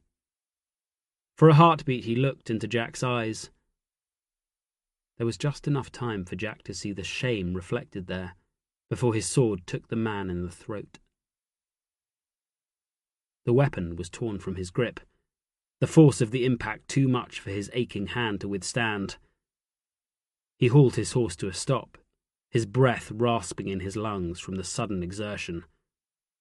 "Badly done," Hodson roared. "You stole my fox." Jack said nothing. He gritted his teeth and turned his horse to face his commander, too sickened to fear any backlash. Hodson opened his mouth, a flush spreading up from his throat to colour his pale face. His eyes widened as he took in the state of Jack's uniform, and the angry words died away. Jack looked hard into Hodson's eyes as they met his own. The two men glared at each other before Hodson glanced away. "Get your sword, Lieutenant." Hodson's voice was cold. He did not look at Jack again. "I doubt you will be able to find another. I, for one, have none left to give you." It was still early, not even 8 o'clock, but already the sun beat down with a fierce intensity. The rest of the British infantry had advanced into the rebel position. Their ranks formed and ordered as they followed the path along which the 75th had charged. Large numbers of the broken rebel force had made good their escape. There were simply too many of them. Even 3 full squadrons of lancers were unable to kill every enemy soldier that ran past them. The remnants of the battered and bloodied rebel army streamed back towards Delhi, their muskets and cannon abandoned, their defeat complete.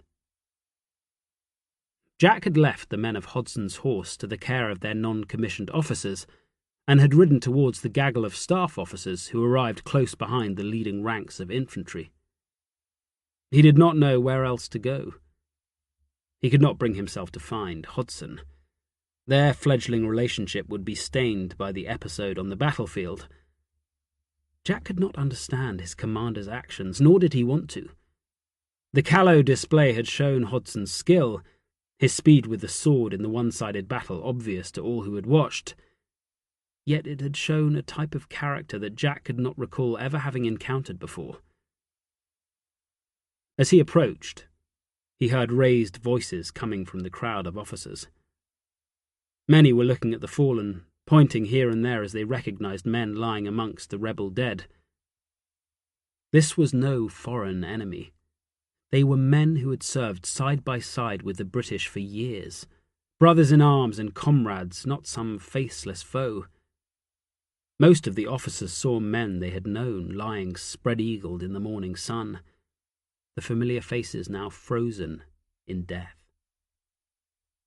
The advancing infantry pressed on past the mutineers' line, the beat of the drum propelling them over ground shattered by the British gunners and now smothered with the bodies of the dead. They were hot, tired, and thirsty. They had marched hard and fought a battle, yet they would not be left to rest for long. Jack saw the huddle of staff officers break up as the field officers returned to their units. Messengers hurried in their wake, General Barnard quick to dispatch a flurry of orders. Jack beckoned over an ensign wearing the dull grey uniform of the 1st Bengal Fusiliers. The young man's face was flushed with exertion, the sweat running freely from his temples. Jack saw the scrap of paper held tightly in his hand, but the precious message would have to wait a moment longer. "What's happening?" He snapped the question as soon as the young officer rode close enough. The ensign swallowed hard as he took in Jack's bloodied appearance. "The men are to take half an hour's rest, then we shall advance." He made to turn away, but Jack was close enough to reach across and take a firm grip on his bridle, holding him in place. "Where are we going?" The youngster's face twisted in vexation. "Why, to Delhi, sir. We're to attack immediately." Jack let go of the bridle and waved the messenger away. General Barnard appeared to know what he was about. His men were tired, yet the fight had been quick and largely one-sided. There was no need to delay. It would be a tough day, the sun as much of an enemy as the mutinous sepoys, but Delhi was just 6 miles away. It would take one hard march, one more effort, and then the Delhi field force could strike at the very heart of the mutiny. Jack found Hodson a short way down the Grand Trunk Road. He and his small troop were waiting at a fork in the road for the arrival of the head of the British column before they rode on. As ever, the irregular cavalry were riding ahead of the infantry, scouting the way and making sure no enemy force waited to block Barnard's progress towards Delhi. The short respite Barnard had given his men had passed rapidly. Jack had spent the time removing the worst of the blood and gore from both his sword and his uniform. Both would require more work, but at least he no longer looked like a butcher on his way home from the slaughterhouse. "Sir." He rode up and halted a respectful distance from his commander. To his surprise, Hodson's face split into a wide smile at the return of his subordinate. "Welcome, Jack. I am delighted to see you safe." He spurred forward. "Let me shake you by the hand, old fellow. You fought like a damn Trojan." Jack could think of nothing to say. It was only as Hodson came close that he caught the coldness in the man's eyes. The greeting was a sham, nothing but a public display for anyone bothering to watch the meeting of the two officers. "We have a warm day ahead." Hodson released Jack's hand, but stayed close by. "The column is set to divide here. Brigadier Wilson will take one column towards Subzi Mandi, which lies at the bottom of the ridge that overlooks the city. The second column will march to the cantonment and onto the ridge's left flank." "Where is the enemy?" Jack tried to force warmth he did not feel into his voice. He could only presume that Hodson preferred to overlook his intervention with the rebel soldier. He did not think the matter was forgotten or forgiven, but for the moment it appeared it was to be ignored. It was a very British response, and one that he welcomed. He needed his place with Hodson. Without it, he had nothing. "The bulk of the rebel forces are positioned strongly on the ridge just outside the city." Hodson placed his tinted eyeglasses onto his face. "At least they were when I was there the other day. It is the obvious place, and they would be fools to ignore it. After all, this road is the only way a heavy column can hope to approach the city." Jack was trying to picture the position Hodson described. He had seen the ridge when he had first arrived in Delhi. It pointed away to the northeast from above the northwest corner of the city like a gnarled and ancient finger. The northernmost end was protected by the Jumna River, whose fast-moving current and deep waters were only crossable at the bridges and fords far from the city's walls, or over the bridge of boats built by British engineers that led to the Red Fort. The southern tip of the ridge was close to the city and rose some 60 feet above the walls. It came to an end in the confusing maze of streets in the district of Subzi Mandi, with its network of bazaars, buildings, and garden walls. The ridge was a formidable defensive position, and if Hodson was correct, the enemy planned to mount their first defence of Delhi on its heights. If the British infantry won through, they could look to take the fight to the city itself.